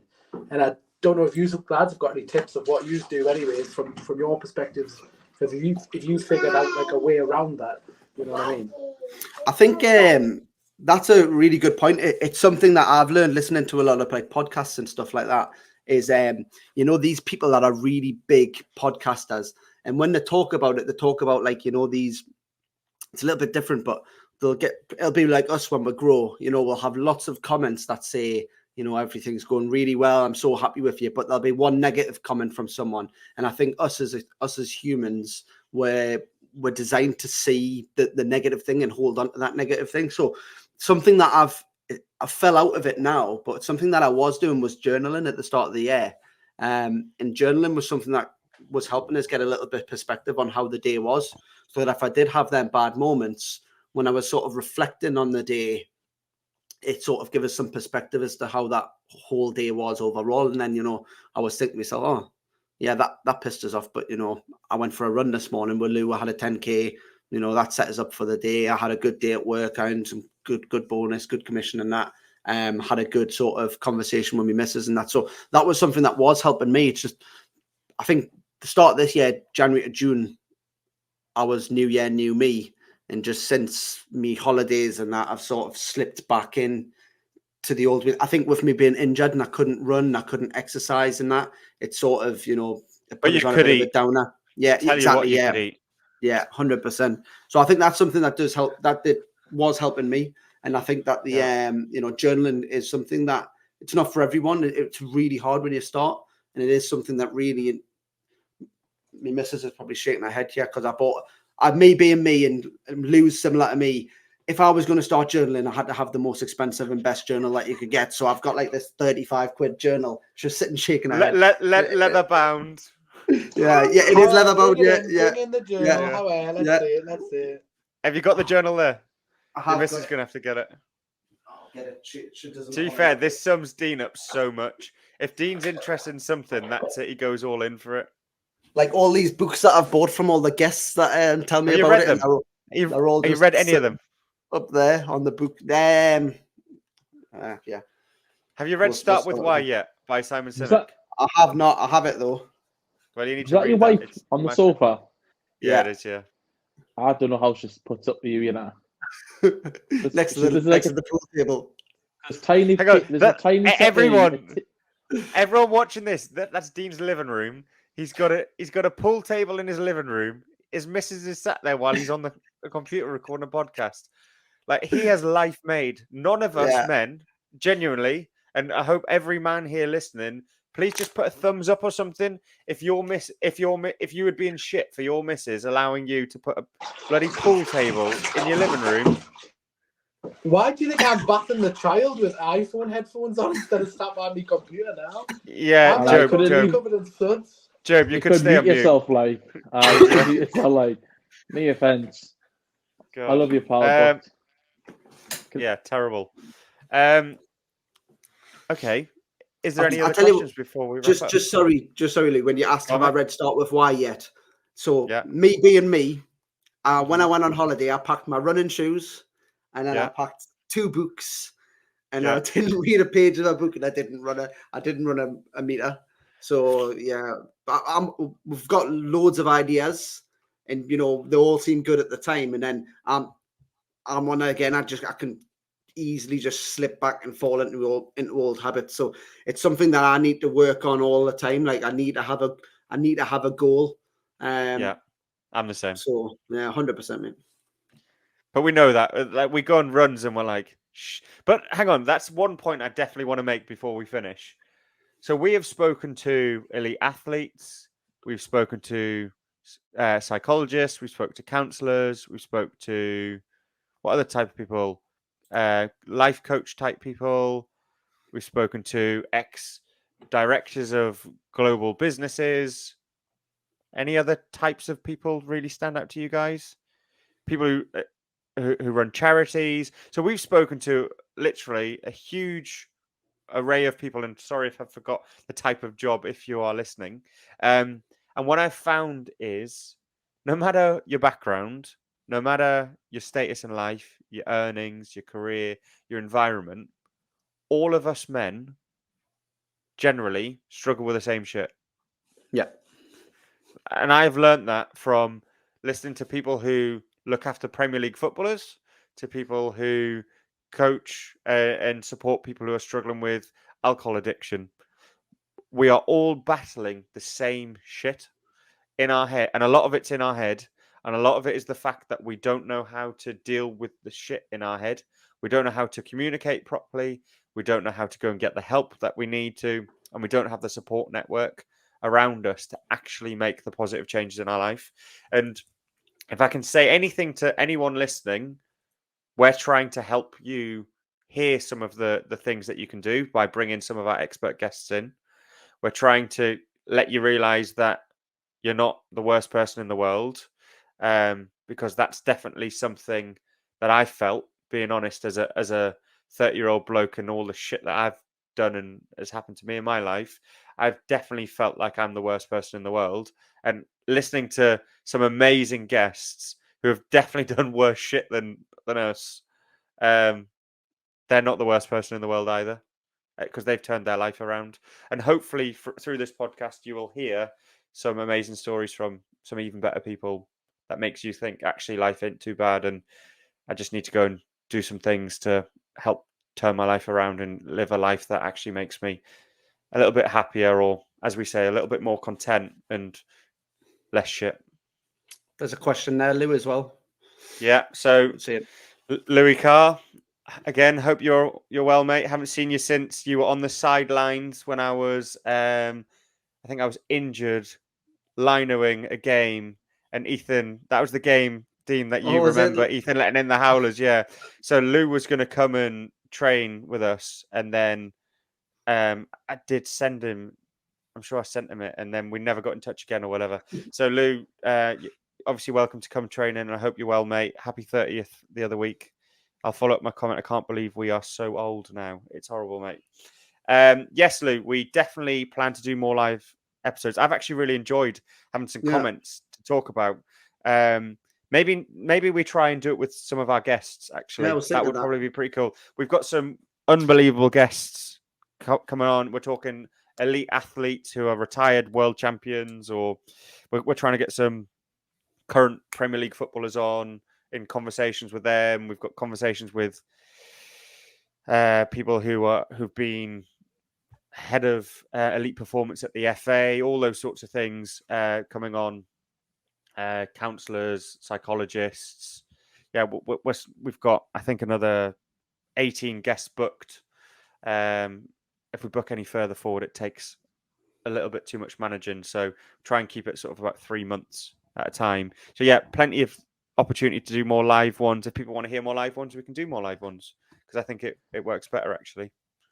It's less editing as well, isn't it, Dean? Yeah, Less 100%. editing for Dean. It would be good to get a forum going as well. Like maybe get some people who listen to actually join in and have like a massive webinar thing. Big shout out to Lou. Big shout to Lou, him and his family. Great guy. Some of the best, Yeah. best lad I know. Some of the best people in his family. His mum, dad. Yeah, Lou sister, Mick got brother. a shout out earlier. Yeah, if he Mick wasn't got a shout listening, out. yeah, Mick Yeah. got a shout out. But yeah, best family going in. Appreciate the question, Lou. I hope we do more live episodes. I can't speak for myself. My contract renegotiations are underway for the Everyman podcast. I want 100 bags. To be fair, back. To be fair, if any other podcast wants to take him, you can have him on a free transfer. Like, he's transfer listed at the minute, so Yeah, he can join any other podcast. that's true. That's true. And Because you before we won't want to pick up his food bill, I tell you. Fucking hell. Jesus, great. Thanks. I just opened up on a mental health podcast about meat There we go, addiction, and Lewis just threw me under the bus. What a way. I love you though, to mate. sign off. I do love you. I do. I love you, pal. I do. And I love, big love to anyone who's listened and sharing the questions and everything like that. The only thing for me, I would just make sure you're looking after yourselves mentally and physically. Don't make the mistakes that I make and others make in this podcast. And, you know, every day is a new day. Just because I'm not doing it doesn't mean you can't. Obviously see no evil, hear no evil this week.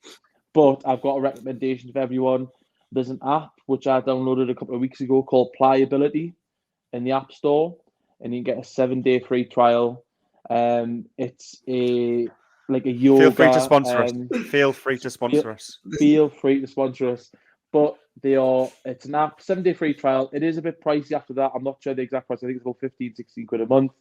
But you get daily workout routines in the sense of like a yoga workout or stretching, working on sort of your muscles and things like that. It's not necessarily a gym app. You don't go and throw weights around, you go run, but you actually take a lot of time to also think in yourself, and you get the chance to think about the day ahead during that process. It is a bit difficult at times, and it can be a bit tough on the old legs and the back and things. But if you've got it, I would definitely give the 7-day free trial. Have a bit of a play around with your pliability. It's done wonders for my hamstrings, back. You know, I feel $1 million doing it every morning. So yeah, that would be my recommendation for the week. Appreciate that, Ethan. We do have one last comment from Carl. Shout out to Carl. Played well yesterday, mate. Nice to see you as well. Sounds like you all like running. I don't know if I like it, but I feel it's something we have to do. Have you ever thought about joining a running club on your good days? You're all surrounded by people, for example, at football at weekend, and joining a running club would give you that interaction through the week as well as working on your fitness. Yeah, it's a really good shout, but being honest, mate, I hate running. Like, I enjoy the morning coastal run with Dean or Dan, if I can get Ethan there, where it's just that piece. I'm not sure I would want to, because I would probably get in my own head a little bit of the fact I'd be really shit at it compared to people who actually compete at running. And I'm happy to be proven wrong, but I don't know if I would love that. I know Dan, one of the lads who was in the podcast, and Rico, Reese Calvert, who wants to come on and share his story. I know Reese is part of one of the running clubs, isn't he? So, yeah, definitely one that people should be looking at doing if they want to go and join somewhere where they can feel probably a little bit of the things we're trying to talk about here, like part of something, and people there trying to achieve things and get a bit healthier. It's just the way me and you all do though as well. Like, we would start running like 48 times a week, and then that's it. we wouldn't be playing football. Like, it's just spread. I like the idea of it, and I think probably something maybe when I stop playing football, like it'll probably be something that I'll look at. But you know, I know Carl's a good runner. I got some good times. He's a great runner, yeah. Was looking at Strava yesterday, so brilliant. But no, I just feel like I see them out running. I would be at the back. Like, I don't have the time though either. The truth is, so like we end up running really early, mainly because of my time. The fact that I've got to look after my son, so I don't have the like I said before. You got work, football, family, like friends, personal life, like the podcast. Like, it's really hard to fit then something. If anything, I need to drop something, not add something in. I'm on the same. Yeah, I'm kind of at that point. I think Carl made a great shout there, though, to be fair. I think not just us on the pod.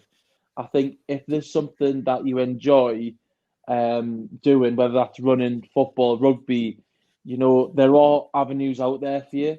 So no matter I know you guys are saying he's probably aren't the fastest. I can testify that I watched you both play football yesterday, and these are not the fastest.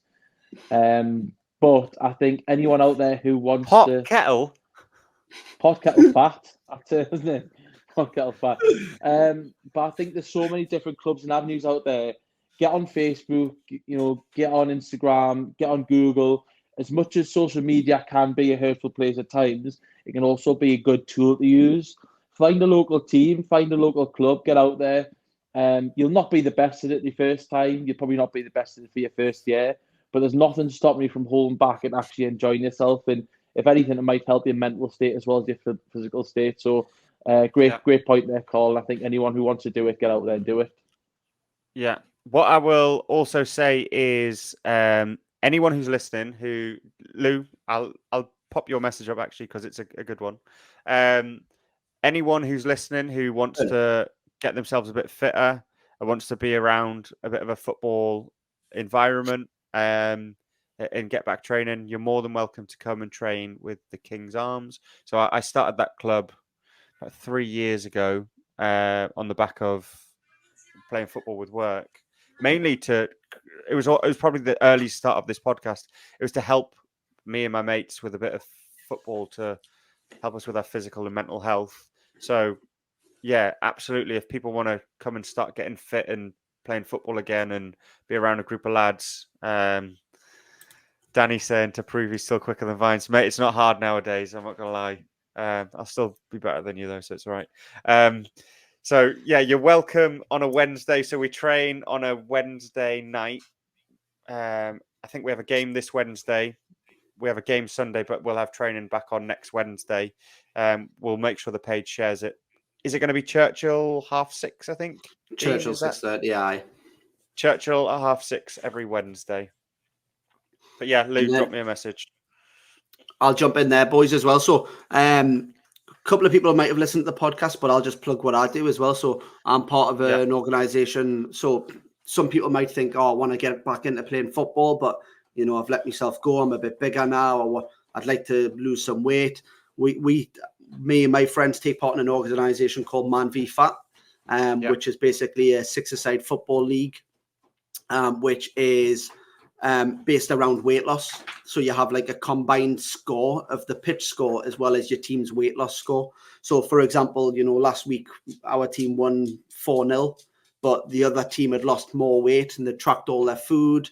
They've done a couple of the other trials and stuff that they have for us to do. And their team actually beat us overall. So they won 8-7. So it's a good thing to get you back into football. That's when I started. I've lost 25% of the weight that I was when I first joined. I'm back probably about 15 now, but I'll get back to 25. You don't just play 6-a-side though, do you? You play 11-a-side matches. There's a national tournament and all those sorts of things with it as well, isn't there? Yeah, that's right. So yeah, a part of the 6-a-side is the entry to be able to play the 11-a-side. So by all means, feel free if you do like it, if you do like the idea of that, and you're a bigger gentleman such as myself, and you do want to sort of get back into playing football, by all means, drop us a message on the pod page, and I'll point you in the right direction. It's a real eye opener, and I think Lewis touched on this before. We've had so many guests. We've had guests that have struggled and been on the brink of mental health and suicide. We've had guests that deal with elite athletes and stuff like that. And a lot of the thing that comes back to, and a lot of the advice that we've been getting from these people is physical exercise and activity, whether that's going to the gym or going for runs and stuff like that. But that it plays such an important part to having good and strong mental health. So definitely, if you feel like you are struggling with your mental health, first thing to look at is are you active, are you up and about, and if not, can you be? And honestly, once you start, it does help push you in the right direction. Yeah, no, couldn't agree with that more, Dean. And great shout out to Man vs Fat to anyone who's interested. We'll end on the last comment where Alan says Vines plays for draws. Alan, I'm a midfielder now, so still plays for draws. Still play for draws. Still plays for draws. 0-0 Vines. 0-0. Just misses less chances because I'm not in those positions. But yeah, to everyone who has listened tonight across LinkedIn, YouTube, and Facebook, thank you very much for listening to The Everyman. If you're catching this at a later date, thank you very much for not watching live and catching up. You can follow us on Apple Music, Apple Podcasts, Apple Amazon Podcasts, Music, Spotify, and YouTube, which are our sort of main platforms. Like I said, we've got a load of guests coming up. This is technically episode 21, but we are some of the episodes from episode 13 to 20 are still yet to drop, which are coming over weeks. So we definitely could do that better than we have this one, because it'll always show us incorrect. 14's just gone out on the podcasts, and then I think 8's just gone out on the YouTube. Maybe we need to speed the YouTube up then to catch up. It is. It's going quicker, so we'll catch. We can catch that up. Cool. All right. Well, thank you very much, everyone. We really appreciate it, and hopefully we will catch you on the next one. Yep. Good night. See you there, guys. Thanks to you. Cheers, guys. Thanks for engaging. Thanks. Take care. Bye bye. Blessed. Stay blessed. Let's go. Time to grind, get inside your mind. Yeah, we working overtime. That's the only way to climb. We gon' make it in our prime. Signing on the dotted line, cashing checks left and right. That's the way I'm living life.